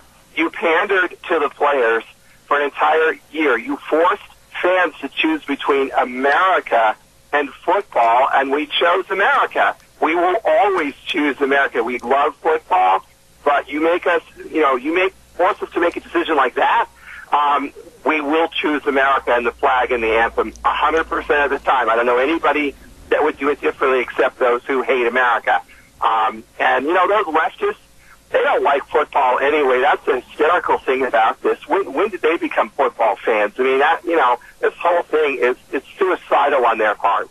Brian, let me ask you this from the inner works of the owners themselves, i.e. the Jerry Joneses and the Mr. Khans with the Atlanta Falcons, etc., or the other situation like with the Green Bay Packers that is the only team that is basically and really publicly owned through stockholders. How do you put the pressure on these people? It looks to me like Jerry Jones sees the light at the end of the tunnel and has told his players, you're going to stand or you're going to have the doorknob hit you on the way out. But basically, how do you put the onus on the owners to say that's enough? I own this business, I own this stadium, or we have another sponsor of the stadium. We don't want this garbage. Straighten up. What do you do? Well, I think that's a great way of putting it. But I'm a lot more critical of Jerry Jones in this situation because I think he tried to play both sides. I think he tried to appease the players and the players' union by doing that stunt that they pulled a week ago, where they didn't kneel together, they were locked in arms and all that. And he was trying to pander to them, but then this week it's, you know, you guys better stand. So I think he's been trying to play both sides, and I don't think from a business perspective that was even smart. I think he should have held the line all along and realized that ultimately the fans come first. The players are interchangeable. The fans are truly what counts. Without the fans, there is no NFL. It'd be a bunch of teams playing, you know, to empty stadiums, which is where they're headed in a year or two if they keep this up. Yeah, but wait a minute. Let's stop right there. And you know as well as I do, Brian, that we're looking at another big dark cloud looming on the horizon, and it's called the start of the NBA season. When you have athletes, again, that are prima donnas like Stephen Curry and also many other big names, LeBron James, that will show and speak disrespect of our president, the administration, and our flag, it could be exacerbated again with the NBA. How do they nip this thing in the bud, so to speak, before it starts? Oh, I don't think they'll even try. I think the NBA is even more liberal than the NFL at this point. I mean, I think the NBA is worse. So I think that they're not going to get the message at all. I think they are tone deaf. You know, these are the elite corridors of power we're talking about here. These people are not in touch with everyday Americans. These people live in their own little world in Manhattan or in politics in D.C., and they're not getting it. They're not seeing it. Even now, they really don't understand the backlash that has resulted. These are people who are out of touch. And so I don't think they'll get it. I think this is going to go on for a really, really long time. The players are not going to stop doing this unless they're, outright going to be kicked off the team. But I don't think that that's going to be enforced in most of these situations. Maybe a few team owners, but I think in the end, I think they're just headed. They're just driving 100 miles an hour right into a brick wall. I really think that. Let me ask you one other thought and the trickle-down effect that we're seeing going into the colleges, into perhaps the NHL, the National Hockey League, into the high schools, and even as low as 8th grade football teams, that actually there was oh boy, way to go, when some of the players on an 8th grade football team took a knee during the anthem, the coaches and the parents stood behind them. What's going on in our society? Yeah.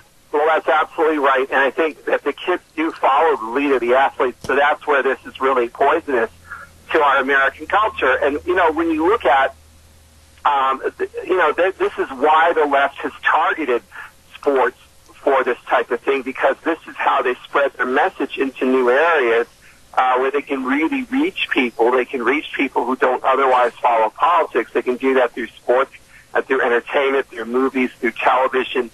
So they are spreading their insidious ideology very effectively this way, and the right, the conservatives really don't have a good counter strategy and never have. And this is why political correctness keeps taking over slowly, gradually, to the point where America is ultimately destroyed, because that is their ultimate goal. There's no other goal other than to entirely annihilate America as we know it today, and they're doing a darn good job of it. Okay, last question, bottom line. Can we turn this thing around, or has it gone too far? Well, I think we can turn this thing around, and I think that what has happened this year is we have decided that enough is enough. We're not going to sit back and just assume that our way of life will be lost, that we are going to actively take a stand against it. So that's why I created this group on Facebook called Stop the Scalpings, which, again, I hope your listeners will join. Stop the Scalping is one word. The other thing to do is check out our website, MediaEqualizer.com, MediaEqualizer.com, where you can get more information on all of our activities and the issues we're taking a stand against. And so what I would do really is to encourage you and your listeners to get involved in this, as we are building a movement coast to coast. We are working 7 days a week nonstop. So basically we're putting the energy into it in the way the left has always done, where they eat, breathe, and sleep far left activism. We're telling conservatives we must do the same now. Our lives depend on our families depend on doing this. If we sit down and take this, we're done. So, do they win or do we? So pick your side, because, the war is upon us. So time to stand up and be counted, really, right now. Absolutely, the editor-in-chief of MediaEqualizer.com, and he also has on Facebook, Stop the Scalpings on Facebook. Brian, I appreciate it. Brian Maloney, and I'll have you back in the future. Thank you so much. All righty, well, he's gone. Phone call's over, and Brian, thank you very much for being a part of our program this morning. And it's enough. I love sports. I just love sports. I've always loved sports. I enjoy watching on television everything from Major League Baseball all the way down to Little League Baseball. I even enjoy watching all the girls on the softball team's finals. Boy, I tell you what, they've got some tremendous athletes. I love basketball, football, everything. And to think that now it's all being subjected by the left as a tool and also kind of a weapon against families and against America and against our flag. It's absolutely disgusting. And Brian was right. This is a war, and we doggone sure better win. Time for the weather forecast, and the weather this hour is brought to you by our friends at Phillips, Oaks, Goodwin, Crane and Company, CPAs that have been providing accounting services to the Mini-Cash area for well over 50 years. These people are really knowledgeable. These people are really good, helping you, your family, and your business with tax return preparation and tax planning, payroll services, retirement planning. All of this and more with 2 locations, Burley and Rupert. Don't forget to get a hold of them today. Phillips, Oaks, Goodwin, Crane, and Company. And right now, here's Gina with the weather. Here's your weather forecast for this fine Wednesday, and today's honestly not going to be too bad. Mostly sunny skies is what we're looking at, high of 60. Tonight, partly cloudy, low of 32 tomorrow. The winds will be picking up, but the sun will be shining, high of 51 with an overnight low of 30. For Friday, we do have a 30% chance of rain and or snow showers in the forecast, but otherwise mostly sunny skies, high of 49. That slight chance of showers may continue for Friday night with a low of 29, and then also carry over for Saturday. Slight chance of rain or snow showers are in the forecast with a high of 49. That is your weather for Zeb at the Ranch. Now, I'm looking outside my window, and I got to be honest with you, I don't see mostly sunny skies. As a matter of fact, I don't see any blue sky out there. Anyhow, that's the weather brought to you by Phillips, Oaks, Goodwin, Crane, and Company. And they can help a lot of folks starting a business or a partnership or people wanting to hire more employees. You better believe it. They can help. They will help. Phillips, Oaks, Goodwin, Crane, and Company. I'd like to have your calls. You know, being a sports basic supportive society, and I'm really into the Major League playoffs. I mean, my Cubs play this afternoon. They're playing the Nationals, and it is a game that if they win, they're going to go on and meet the Dodgers. And, yeah, I love sports. I don't make any bones about it, but I love my country more. And I love being a patriot more. And I love that flag more, because I know and remember what it took to keep that flag high on that pole. It took blood, sweat, and tears and lives. And if our athletes, in very simple terminology, are dumb enough not to understand respect for the country, the Constitution, and the flag, each and every one of them should put applications in to sweep floors at a factory. I don't want them out there on the playing field or the court. Caller, good morning. You're on the air. Zeb, there's 3 words: disrespect, dumb, and stupid. And it all started with Barack Obama. I will not argue that point, because I think he was and still is one of the most dividing points in our society, along with his wife and others of his administration. I looked at him when he was running for election with great disdain because I hated his ideology. I'm not going to argue with you. Have a good day, Zebediah, and maybe the sun will shine. Thank you. All right. God bless you, man. Thanks. No, I think a lot of this divisiveness, more so than ever before in our nation's history, was created and caused by the leftist Barack Obama. A lot of people are going, why you cursing me and everything else. I agree with the man. I think that administration for 8 years caused more trouble, and maybe more trouble, that this country may never overcome. Brian Maloney made the point, about the undercurrents with the behind the scenes with the George Soros money and the leftist money and this is a great way to subvert American values, and this is a great way to make people turn away from this and hate the flag and everything. I think he's right. But I absolutely am convinced that in these NFL players, be it Jerry Jones, be it the entire stockholders, which amounts to literally thousands and thousands of people that own the Green Bay Packers, just make a simple little statement. You will stand or you will leave. Your contract will be terminated. And as far as the players' union for the NFL, I couldn't care less. There again, more clowns looking for a circus. It's time to take a big broom and a dustpan and sweep the floor.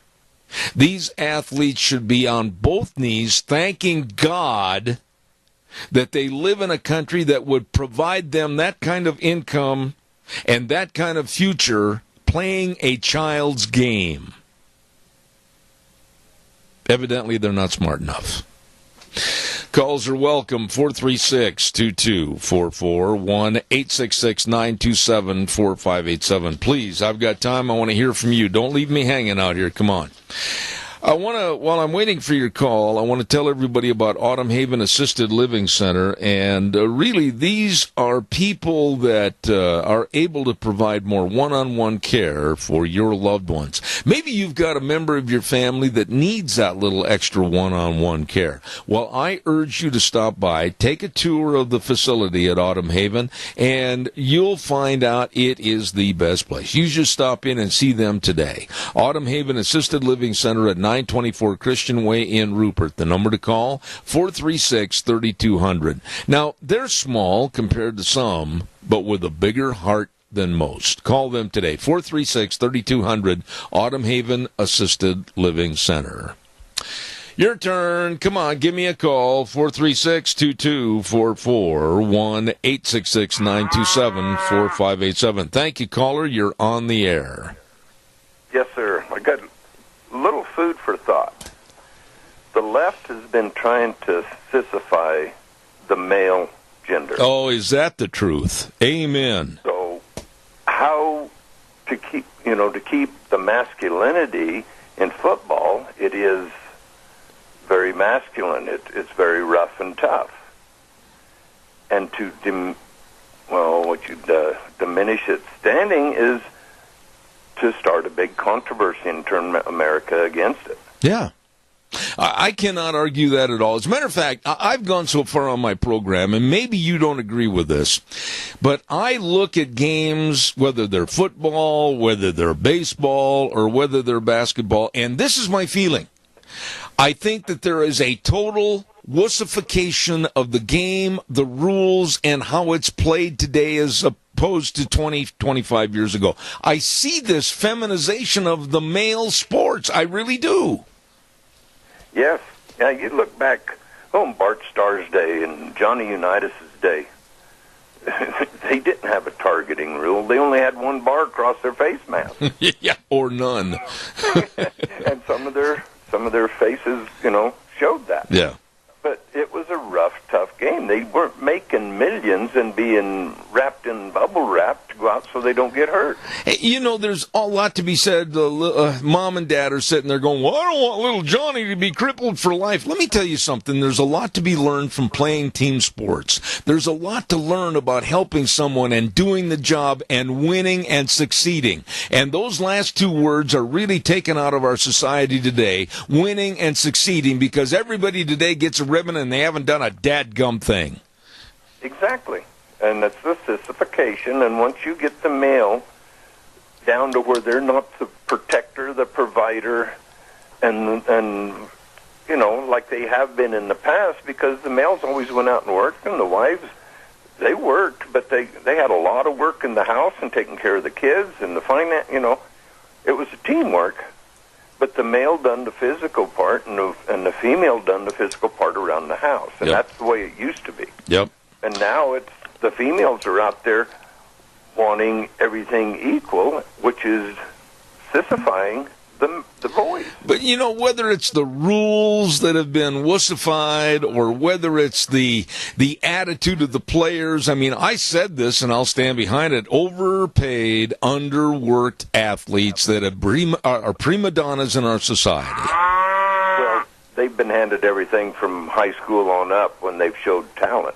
And God bless them for having talent. I wished I had some talent I could draw from and make millions, but the only talent I got is faith in God and work hard and you'll succeed. I got to take another call quickly, but Doug, honestly, thank you for your call. Quickly, caller number 2, I've got exactly 1 minute, real fast, go. Okay, you say you want the player standing. I also do. However, I want them standing tall. I want them standing erect. I want them looking at the flag. I want their hands over their heart. I do not want them standing there in a slovenly posture, looking at the ground, shuffling their feet. I want them to show respect. I will never argue that. I agree with you, and I'll stand with you on that 1,000%. Sir, thank you for your call. Thank you. Bye. God bless. I'm not going to argue that. When they stand there and they look around at the ground and they kick their feet and their shoulders are slumped, that's not respect for the flag, and I agree with that caller. Absolutely. Whew, I'm running late. Got to run to the news. See you back in 7. Don't go away.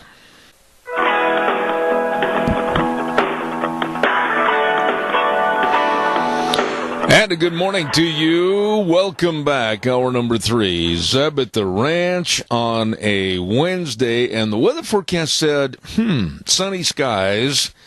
I don't see that. I see nothing but clouds out there this morning. Zeb at the Ranch, brought to you by our major sponsor, your Magic Valley Les Schwab Tire Centers, all 7 locations serving you absolutely with a big fall tire sale right now. And also some of our great advertisers like Western Waste Services, always at your disposal. Call them 734-6969. Want to remind you, too, about Ramsey Heating and Electric and Lennox Home Comfort Systems, teamed up to make you feel warm and cozy on the inside. Absolutely. You can qualify to get up to a $1,600 rebate on a new Lennox Home Comfort System. Check it out. Call them, 678-0459. Ramsey Heating and Electric and Lennox, saving you money. I am very, very honored to have this man come back onto my program. He's been here time and time again in the past. Dr. Dennis Durrell. Good morning, sir. How are you? I'm fine. How are you, Doug? Not too bad, but, you know, I'm not seeing anything get better back in Washington, D.C. with the elimination of Obamacare or the reconstruction of Obamacare or even now, maybe the erection of Trump care. What are your thoughts about what's going on or not going on? Well, there's nothing going on. So those are my thoughts. I do think that this week President Trump is going to release an executive order. I don't think that's the way things should be done. I think that President Obama did that too often in this setting. So that's my first thought. And this executive order that's going to come out on Thursday, allegedly, is going to allow associations. So if you're part of a farmers bureau or, a doctor's group or some kind of business association, that you could now have an insurance plan, and those insurance plans may not have to follow all the regulations of, the plans in the exchanges. And that's fine. That's good. I'm all for that. This is something Rand Paul has very much been in favor of and a huge advocate of. The bottom line is, what kind of effect will that really have? Probably not very much.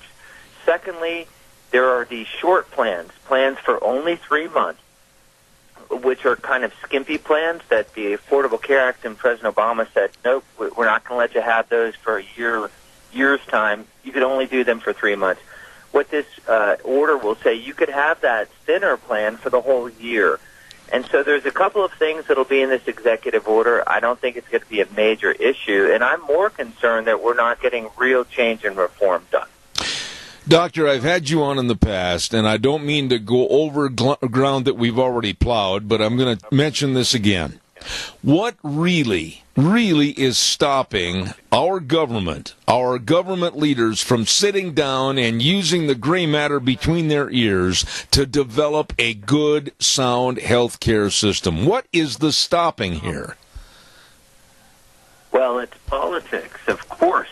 It's politics. I mean, the bottom line is this. From my standpoint, I don't care if they do it together in a bipartisan way or if they do it in a partisan way. We have some serious issues that have to be dealt with, and they're just not doing it. And I guess the only hope, so the answer is that, the Democrats don't want to do anything that involves the word repeal. That's it. If repeal's in it, they're out of it. And then, of course, the Republicans have got to have the word repeal in something they do because they've promised it. So therein lies the central conflict, and I think that both sides should forget that, and let's get something done. I will say that, Lamar Alexander, Senator Alexander, and Patty Murray are working in one committee, the Health Committee, on a couple of fixes, but those are just short-term fixes. I mean, I'm all for doing that.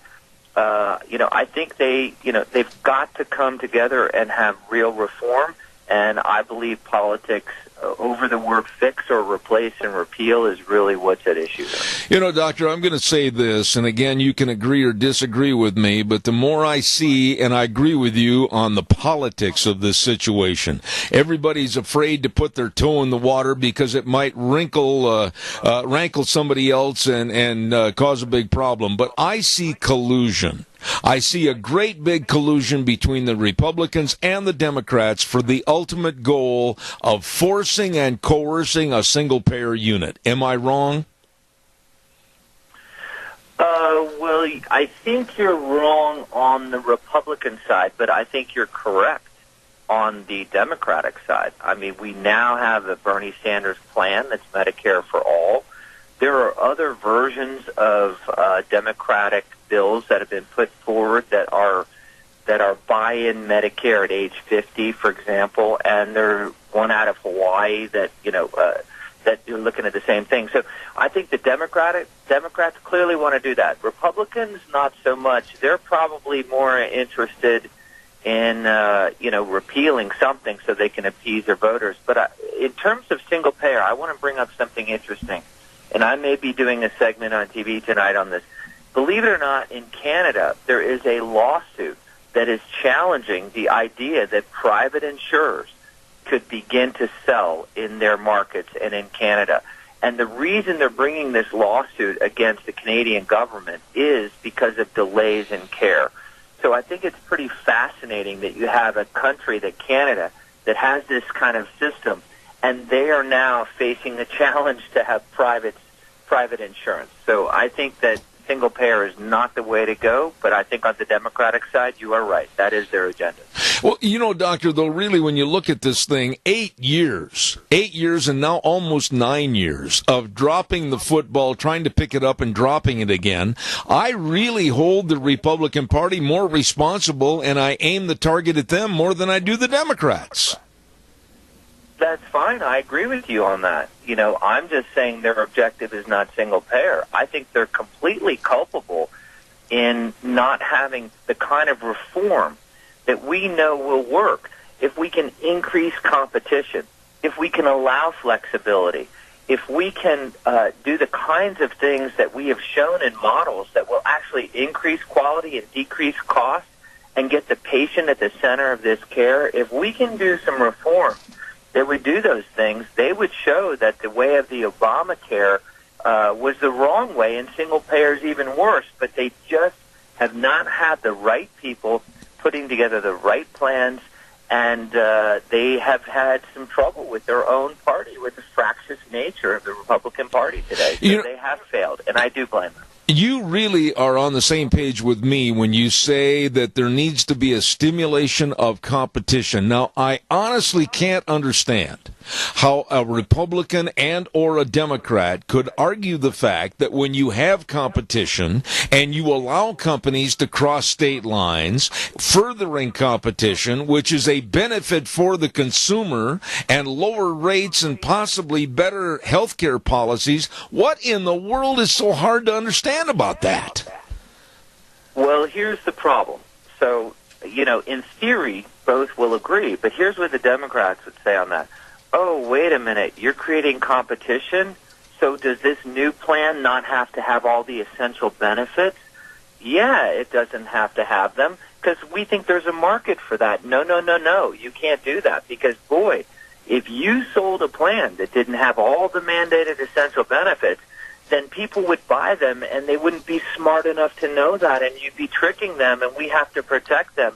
And then all the healthy people would go to that plan, and you would crush the Obamacare exchanges. And so this narrative of competition from the Democrats, they say they want it, but when you try to implement it, they feel that they need to really protect the citizens from it.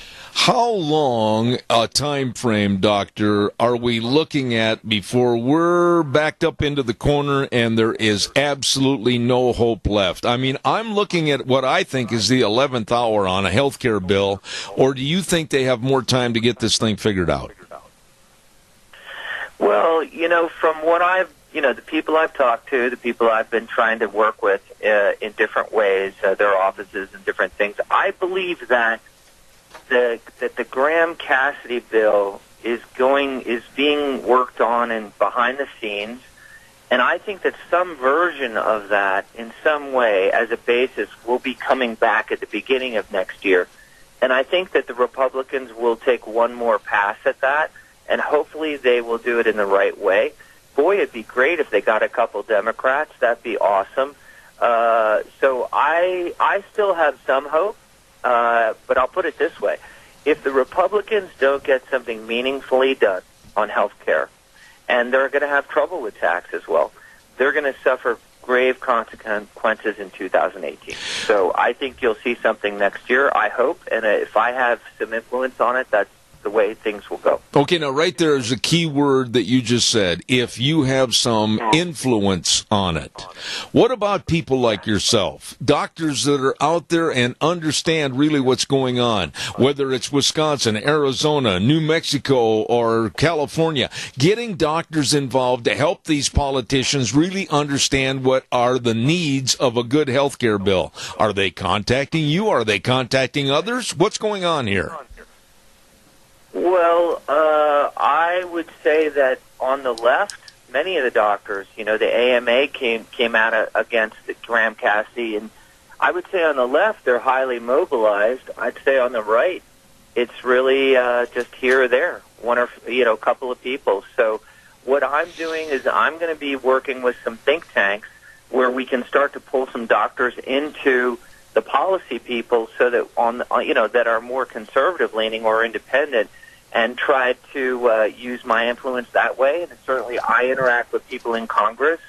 And so I'm hoping to, even if it's just me and a bunch of doctors and think tanks, I'm hoping that we can exert some influence.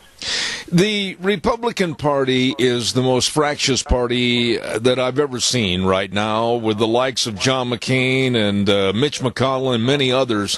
When are they all going to get on the same page, sing the same song, and try to do it for the betterment of America? I am sick and tired of their knuckle and foot dragging. Well, I am not sure that they're going to do that. So I believe that it's possible that, because of President Trump and how some people have different opinions of him and his agenda, that you have Bob Corker coming out, you have Senator McCain where he sits, you have Susan Collins, you have Murkowski, you have a lot of people that I think have very different views, particularly about health care, that it's going to be extremely difficult to get that done. So I think it centers around that. I think people have to put their feelings aside about this or that and realize that unless they do something, they're hurting Americans. And I think if they could put that political issue behind them and simply do what's best for America, then we could get something done. But until then, I'm afraid we have a lot of problems there. Or, doctor, would it be better to see the whole thing fall flat on the ground like a deflated football and let the states and the companies and competition try to rise up from the rubble and try to create their own health care program? Well, I'm in favor of that. So I would say I don't want it. I was recently at a conference, and this really great speaker said we're going to have blood on the saddle. So he believes what you just said. He believes that we're not going to see fundamental change in healthcare till it really collapses or there's blood on the ground in the saddle and people are dying in the streets, as he put it. I don't think we have to get quite there, but I do like what you said. I think the thing that I liked about Graham-Cassidy was let's put it back to the states. Let's allow these innovative new ways that people are delivering health care. Let's even create something different than insurance. We might have contracts right with doctors instead, where the patients are part of it as well.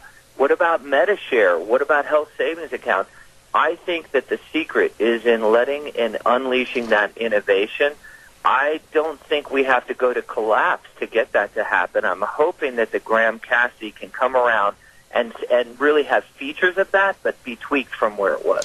Let me ask you, and I know this is in addition to some of the questions I was going to ask you this morning, but also Medicaid and Medicare. Medicaid, I think, has absolutely been abused. I think there needs to be a reevaluation of the system and who's getting it and what's going on. What are your thoughts about those two programs? Well, first of all, you got to look at Medicare. Let's think about this. People now have paid in about $70,000 over the lifetime, and yet the average person's going to spend $270,000. So you tell me how that's going to work as we go forward when 10,000 people turn 65 every day. The answer is there's a problem there. So that's where Medicare sits, although I like what the Affordable Care Act did. There are some value models built in it that have shown that we can reduce some cost in that area. So I think Medicare needs to be use the models to increase value. So that'll control that spending. Secondly, Medicaid, well, that's a huge problem. I think Medicaid expansion was a disaster, and we should back it out the way that Graham Cassidy was going to do. And I think that, the regular Medicaid needs to be protected for people that really need it. I would protect the disabled and children and some of the elderly on it, and I would protect it. And one of the reasons these bills have had so much trouble is that they keep trying to mix it all in together. Yes. I would probably like to roll back expansion as part of this bill and do Medicaid reform in a different bill. That's what hung up Susan Collins. That's what hung up Murkowski. And if you did that, you might get a couple of Democrats onto this plan. So those are my thoughts on Medicaid and Medicare. I agree. Thank you. We have a caller with a question. Quickly, caller, you're on the air. Go ahead, please. Well, I think that John McCain and the rest of these clowns ought to have the same insurance that we have. That's my comment. All right, I'll have the doctor respond to that. What about having our congressmen and senators on the same type of insurance coverage? Well, you know what? They actually, their staff, and they are supposed to go through the exchanges, believe it or not. So with some exceptions, they don't. Basically, if you get, veterans care or whatever. So the answer is that they are supposed to be doing that today, except they got some exemptions. And so the answer is they have it, but with some exemptions, so they're not feeling the full brunt of it. Absolutely. What are some of I've only got about 4 minutes left, but what are some of the horror stories that you've heard already that you know and have verified about consumers just literally being beat to death with increasing healthcare bills? Well, I have heard some things. I have heard that people have, bills that are $39,000 per year for their family just for insurance because they don't get a subsidy based on their income. And so we've had premiums go up, we've had out-of-pocket go up, and yet if you're not in the exchange and you can't get subsidies, then you are faced with a bill that you can't afford and you have nothing you can do.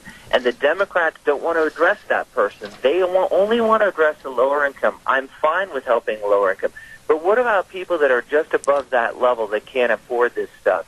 And so I guess I don't have a specific case, but I have heard people, and people have communicated to me that there's a whole group out there that have no subsidies that literally can afford, $40,000 a year for insurance. Now, you're the author of the book called Your Healthcare Playbook, Winning the Game of Modern Medicine. That book, give us a little background. We did the last time. What do you hope the reader really keeps and attains from reading your book? Well, the first thing is recognize that I wrote a section on President Trump, and if you read it, you'll see it's playing out exactly as this year has done. So that's number one. So I feel like I have a view of what's coming and what has been in healthcare. Secondly, in order to get the best value for your insurance, picking the right plan, where do I go? What's the best option for me? I have an entire section on that. And I know because I've had so many patients that have different kinds of insurance and been stuck in different situations. Secondly, healthcare is dangerous. Remember, I use football to explain healthcare. You're safer in an NFL game statistically than a hospital. That doesn't mean don't go to one, but it does mean you need to be prepared when you go there. So I spent a lot of time in talking about how to stay safe in the healthcare. And then finally, when you get that bill, surprise bill. My mom got a surprise bill just the other day, and she's in Medicare. And she's read my book, and the things that I told her helped her navigate through that. So this happens to everybody, even people in my family.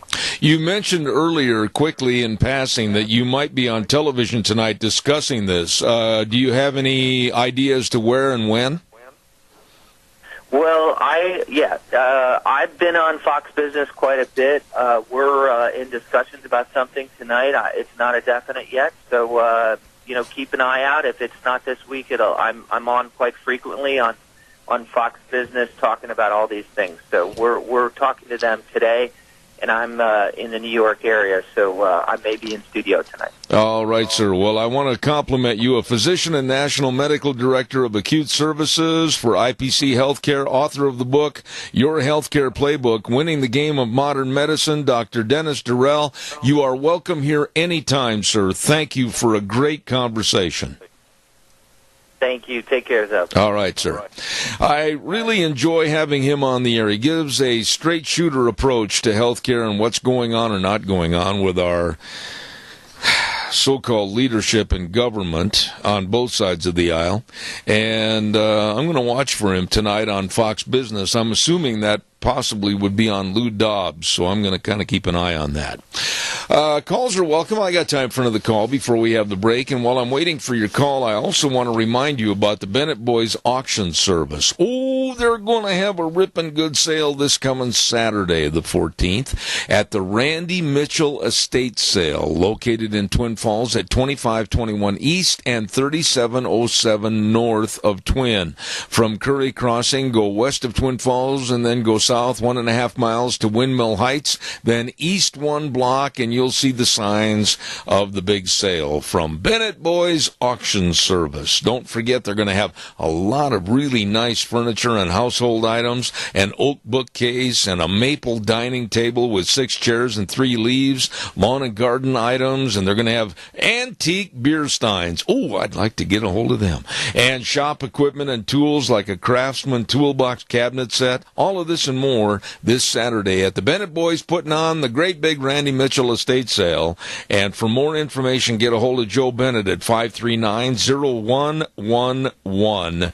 Bennett Boys Auction Service. No sale too big or too small. The Bennett Boys can handle them all. Absolutely.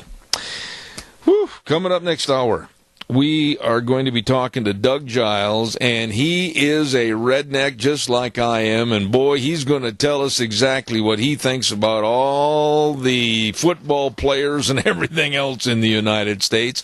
I'm looking forward to that. Let me see quickly if I've got any public service announcements that I have forgotten to get on the air here this morning, and I think I'm up to speed almost on everything, and I'd like to remind you, too, we're still gathering up boots. Still gathering up boots and tack for Texas. Now, we're in the last couple of days, so if you've got anything that needs to go to the Mini-Cassia Les Schwab Tire Centers, and that's, of course, Lane and Rupert, the Twist family and Paul, and Randy and Burley, please take your boots and that horse tack in there today or tomorrow, because I need to get it all wrapped up and get things ready to go to that truck and trailer we've got going down to Texas in the next few weeks. And I want to thank everybody for getting involved. I mean, we have had a lot of boots, a lot of horse tack. Thank you to help our fellow citizens down in the greater Houston area. Okay? We're going to send it back over to our main studios right now, and we'll be back with our last segment in just a few minutes. And now, back to Zeb at the Ranch on AM 1230 KBAR. To reach Zeb, call 436-2244 or toll free 1-866-927-4587. And now, here is Zeb Bell. And thank you very much, and welcome back to our last half hour. Before we get our guest on the phone, I want to remind everybody about Autumn Haven Assisted Living Center at 924 Christian Way in Rupert. The number to call, 436-3200. They are the only locally owned and operated assisted living facility in the Mini-Cassia area, and they're able to provide more one-on-one care. Maybe your loved one needs a little bit more one-on-one care, and they can and will help you. They invite you to come by and visit their facility anytime, and they make every effort to make Autumn Haven the best place. Remember, Autumn Haven Assisted Living Center, 924 Christian Way in Rupert. The number to call, 436-3200. They're small compared to some, but with a bigger heart than most. A little bit of a warning if you've got kids that maybe you don't want to have them hear certain words or terminology. Might put them in the bedroom right now and lock the door and let them play and beat each other, whatever. Because I'm going to have a guy on here that's going to tell it like it is, and I really appreciate him, and that's Doug Giles. Good morning, Doug. How are you? Zeb, how you doing, big dog? I am doing fine. You got a brand new book coming out. Tell us what it is. Yeah, it dropped a couple of days ago and went to number 2 immediately. Haven't checked it out this morning. It could be at number 1, Zeb. Its title is My Grandpa is a Patriotic Badass. Woo! Where did you come up with that title and why? Weird things brew in my fetid, worrying tin brain. So, of course, I came up with that title because I wanted to pen a book for grandparents in the next generation, and I wanted it to stand out like a sore thumb. And so instead of doing a meek and mild grandparenting book for the kiddos, I wanted my grandson and my granddaughter, when I take the big dirt nap, Zeb, the audio snooze, to not just know me as a handsome and multi-talented Christ follower, but also a patriotic badass. You know, this nation needs the next generation to love it, or it's going to evaporate like a pack of smokes at an AA meeting. I could not agree more. Okay, let's be real honest here, Doug. You got my attention when I saw that title, and quite frankly, you've got a lot of things in the book, but really, bottom line, what do you want people to learn or take away from the book when they close the last cover? Well, there's a lot of stuff stuffed into these pages, but bottom line, I want them to walk away with this thing called an attitude. And I've seen books of parents and grandparents, trying to give their kids and grandkids nuggets of wisdom, and a lot of them are great, and the information is pertinent. But if we don't have a fighting spirit for God and country in our founding documents, then like I said, they're not going to inherit the incredible experiment in self-governance that you and I have been, blessed to enjoy and to try to further to them. And you got to have the fighting spirit, man.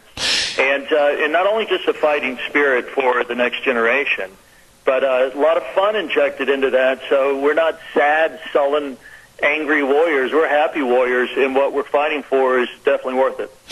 Doug, I think you and I are on the same page all the way with this, and I've said for a long time, and we were earlier talking about it on my program, that I see a complete wussification of America. We've lost our spirit of competition. The rules have been changed. Oh, don't touch him. Don't do that. Can't go there. And we've seen a lot of things change in the last 30 years that have really, like I said, wussified America. Yeah, my prior bestseller to My Grandpa's a Patriotic Badass was Pussification, the Effeminization of the American Male, where I point out that this generation of skinny jean hipsters wearing deep V-neck T-shirt and sporting a man bun, which I also call a douche knot, are not men in the classic sense of the word, and the only two entities that I know enjoy that emasculated imago that males have become are big government goons and radical Islam. Everybody else and their dog, from business owners to real women, they want men who are classically defined as providers, protectors, hunters, and heroes. And those things are more rare than, what can I compare that to? More rare than a penitent nun at a Hooters bar. Okay. Oh, boy, we're going to get cards and letters. Listen, we've got a caller with a question. Go ahead, please. You're on the air. Well, this gentleman is my brother. I'm not literally, but I just now heard of him. I'm going to get the book. Let me tell you something. this rolling over and turning the other cheek has got us to the point where we are, I don't know how far down the socialist road we are, but you're right.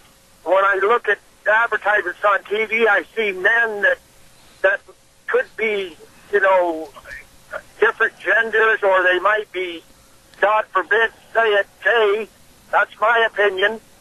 And women who might go both ways. And I say to myself, in order to raise a man, you've got to be a man. And you've got to demand something out of your sons. But your daughters will marry men if you were a man who raised them. And this rolling over stuff is BS. And, we as the Christians, we need to say, the churches tend to shy away because they don't want to lose their 501c3 status.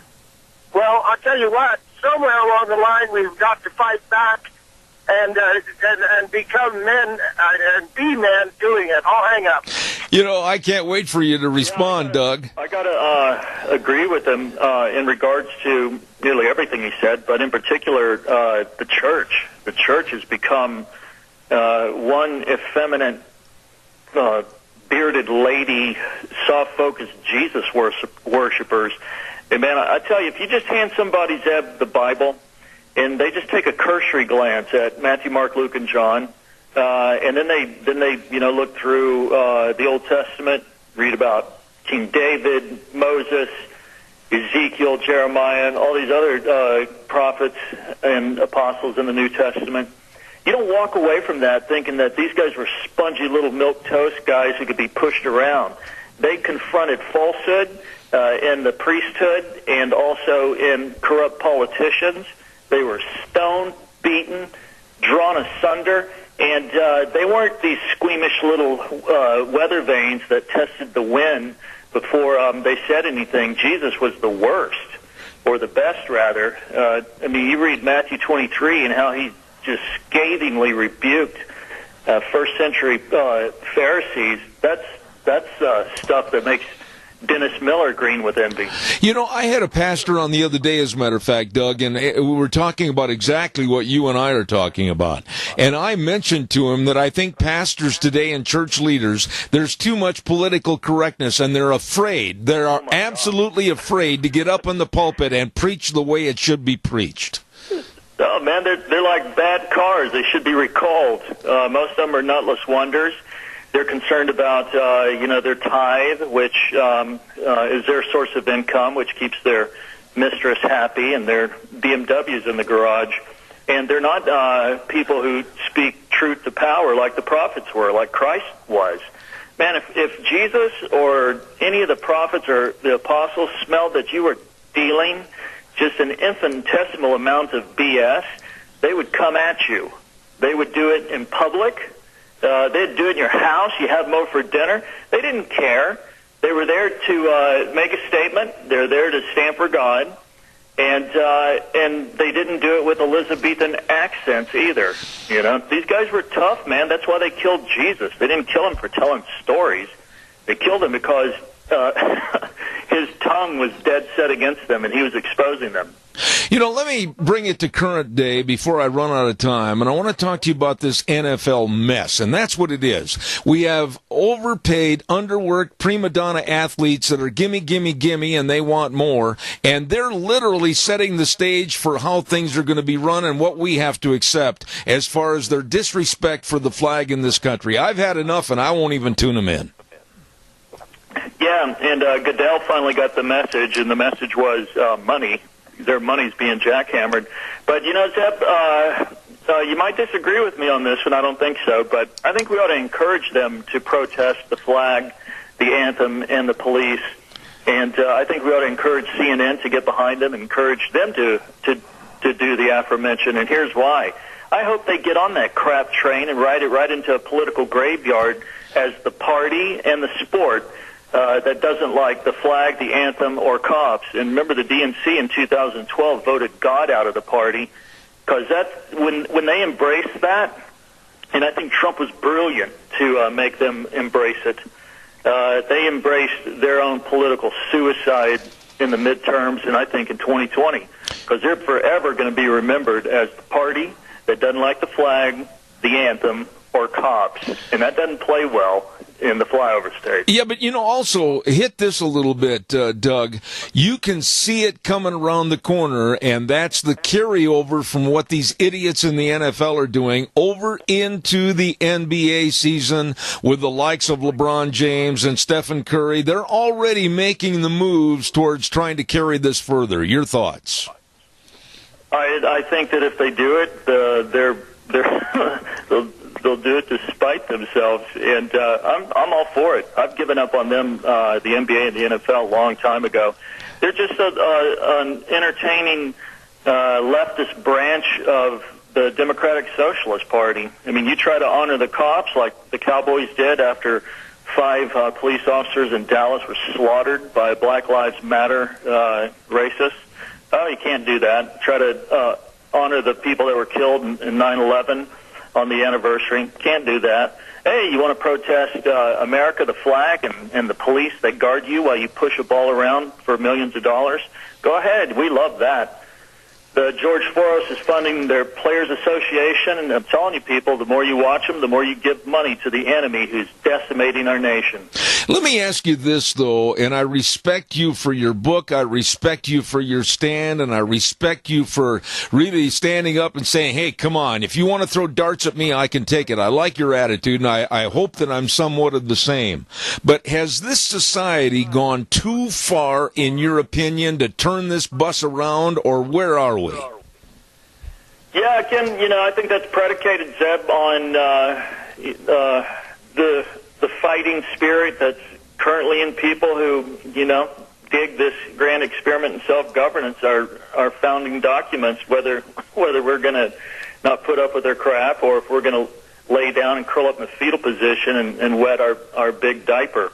I, for one, will not go out like that, I'm just not going to do it. And you look at time periods where, that were darker and blacker than ours, and you get these reformers, you get these little beacons of light that are set against the darkness that aren't afraid, and they change things around.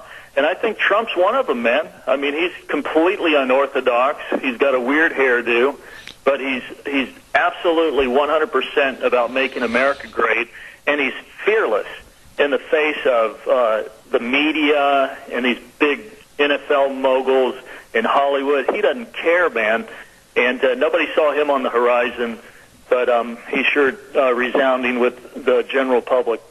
Give me a little bit of insight about your book and how it's divided up by chapters or how it's divided up by different thoughts. Tell us a little bit more about the book, Grandpa's Patriotic Badass. My Grandpa's a Patriotic Badass. I was going to divvy it up into sections, but I wanted to keep the reader guessing. I touch everything about how kids should act, from saying please to thank you, to if they're going to get a tattoo, rebellion to tyrants is obedience to God, and put that in big bold letters on their arm. I go into dealing with transgenders. I think we ought to be nice and not say bad things about them. I think we should just call them all men who talk too much, and really dive deep into political correctness and how if they don't fight against it, they're going to lose their freedom of speech and pretty much all the other freedoms. And I do it with quotes, blurbs, and axioms and maxims that I developed over at ClashDaily.com that spawned 215 million page views. So a lot of people dug them, and we put them in this 166-page compendium. It's a quick read. It's funny. I read it the other day after writing it 2 months ago, and I haven't laughed so hard, man. Milk came out of my nostrils. And, Zeb, I haven't had milk for like 2 years. Doug, tell everybody where they can buy the book, please. Yeah, my Grandpa's a Patriotic Badass. Zeb is the easiest place is Amazon.com. They can go over there, click their mouse, melt their plastic, and a great stocking stuffers, man. And the cover is this little fat kid, looks like Spanky of the Little Rascals, smoking a cigar, and he's superimposed on a distressed American flag. Absolutely. That's worth the price of the book. Absolutely. Doug Giles, I thank you, and I mean that, for coming on the program this morning, and I'm going to have you back. Thanks so much. Right on, brother. Stay rowdy. All righty.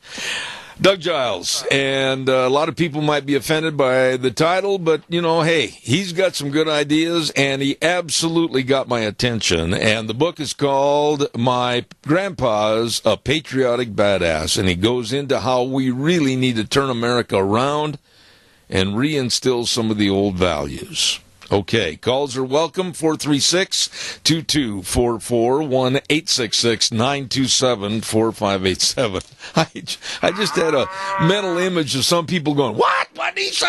Well, that's the way it is. Caller, good morning. You're on the air. Zeb, I'm just going to say one thing. You need to book him more often. That was one of the best interviews I've ever heard, and I was sitting here in the other studio, and I loved his analogies. So spot on. Please book him more. Well, I tell you what, he's been on twice, and I'm going to have him on again in about 3 weeks, so thank you very much. Oh, you bet. All right, take care. Bye. I know who that was. She had something to do with the sunny skies today that aren't. Anyway, don't forget, we're going to get to the weather right now, as a matter of fact. Before I forget, Scarrow Meats, 331 North Road, Jerome, 324-7657, or you can go to their website, scarrowsmeats.com. Oh, boy, all the delicious meats down Scarrow and the rest of the crew serving you as they have all of the Magic Valley for a long time. Caller, I'll be there in a minute, but right now, Scarrow's Meats brings you the weather. Here's your weather forecast for this fine Wednesday, and today's honestly not going to be too bad. Mostly sunny skies is what we're looking at, high of 60. Tonight, partly cloudy, low of 32 tomorrow. The winds will be picking up, but the sun will be shining, high of 51 with an overnight low of 30. For Friday, we do have a 30% chance of rain and or snow showers in the forecast, but otherwise mostly sunny skies, high of 49. That slight chance of showers may continue for Friday night with a low of 29, and then also carry over for Saturday. Slight chance of rain or snow showers are in the forecast with a high of 49. That is your weather for Zeb at the Ranch. Love it. Thank you. And the weather brought to you by Scarrow's Meats. Don Scarrow and the crew, 331 North Road, Jerome. Delicious meats, 324-7657. They are changing the way we eat, one delicious bite at a time. Caller, good morning. You're on the air. Yeah, do you have any idea about what this book runs? I don't, but I can find out. I thought he mentioned it towards the tail end of the conversation, and I was busy just reaching over and grabbing some cheat sheets, and I apologize, sir. I heard him say something about the cost.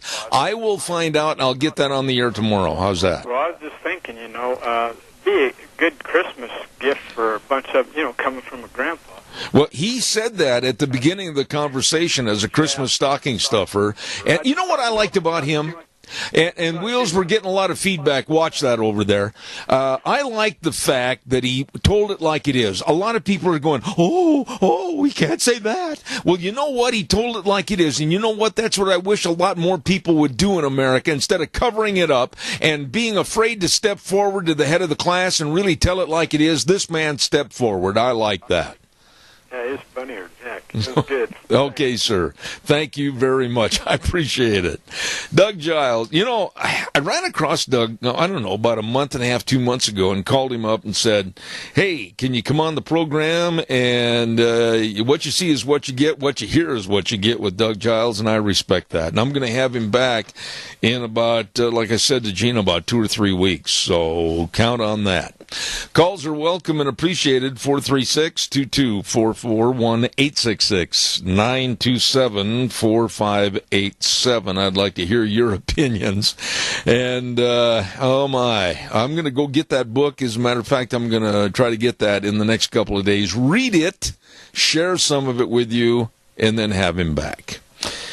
Okay, while I'm waiting for your call, I got to pay some more bills here. Give me a jingle at 436-2244, 1-866-927-4587. I want to remind you there's a big fall tire sale going on right now at all the 7 Magic Valley Les Schwab tire centers. We're doing the right thing matters. Passenger car tires, pickup and SUV tires. I mean, tires for your fall and winter driving are on sale. Get in there, save money, and get the best in service to you and your vehicle. Also, along with that, like I said, service, the best in brake service, front-end alignment, shocks and struts, batteries. Batteries so important this time of the year with the colder temperatures, and you go out in the morning, turn the key, and go, you better make sure your battery's going to turn that engine over. They've got the best at all 7 locations of your Magic Valley Les Schwab Tire Centers with Lane and Rupert, Dave on Blue Lakes and Twin, Mike and Buell, Mike and Jerome, the Twist family in Paul, Daniel on Pole Line in Twin Falls, and Randy on Overland in Burley. Yep, your Magic Valley Les Schwab Tire Centers. Whew, your turn. Give me a call, 436-2244, 1-866-927-4587. What have we got cooking for tomorrow? Let's take a look. It's Thursday tomorrow. Holy man, the end of a 4-day week for me. And we're going to have the Chamber Report. We're going to give away a great big Grand Slam breakfast for the Denny's Football Trivia Contest. Rita Ramsey's going to be on the air. We're going to have Cassia County School Days, and also we're going to have Dr. John Zamirik on the program tomorrow at the 10:30 hour, so we got a lot of things cooking for tomorrow morning's program. Why don't you give me a call right now, and don't leave me hanging, 436-2244, 1-866-927-4587. I'd like to hear what your comments are before we wrap up the program for this morning.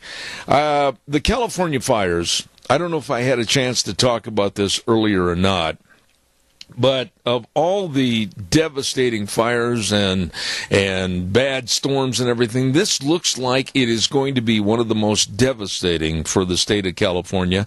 When I went on the air this morning, they said that there were 17 known dead and over 200 missing. And of the people I talked to in California in that area, they said all of a sudden with a snap of a finger, they just had to leave and jump in their vehicle if they were not lucky enough to have a route out of there, or they literally had to run. That's how fast these fires are going down there in beautiful, absolutely beautiful scenic wine country in Sonoma, Paso Robles, and up in that area. And just absolutely our hearts go out to these people with the dead and the missing and everything, the devastation. I just hope and pray that it can be stopped. Like I said, I've got time for one more phone call, 436-2244, 1-866-927-4587. And tomorrow also, I want to mention, we're going to be having the football forecast as to all the high school games that are going on for the weekend. A lot of good games going on for the prep ranks. And let's see, what else was I going to mention here real quick? I'm stuttering because I can't find that one note that I had. I think what we're going to do is just get ready to wrap it up and say tune in again tomorrow morning at 8:06, and we'll ride the horse for 3 hours. And I want to explain something right here. Every now and then I'll mention my blog that comes out weekly, Cow Pies and Coffee Cups. I urge you to go to zebbell.com and log into that, hit the button, put your address in there, and we'll send it. I'm very honored to say that we're way over, I think, 20,000 across the United States of the blogs going out to various communities, people, businesses, etc. So jump on, and I think we'll have something of interest every week on Cow Pies and Coffee Cups. Right now, it's time for me to wrap it up and say thank you for tuning in. Zeb Bell and Zeb at the Ranch on K-Bar at 12:30 a.m. I forgot where it is. Well, it's someplace on the dial. And then also streaming live on the internet, zebbell.com. Tune in tomorrow morning. My itty-bitty buddy over there will play the weather and everything else. Wheels over at the main station. Zeb at the Ranch saying the way things were are the way things ought to be. See you tomorrow morning.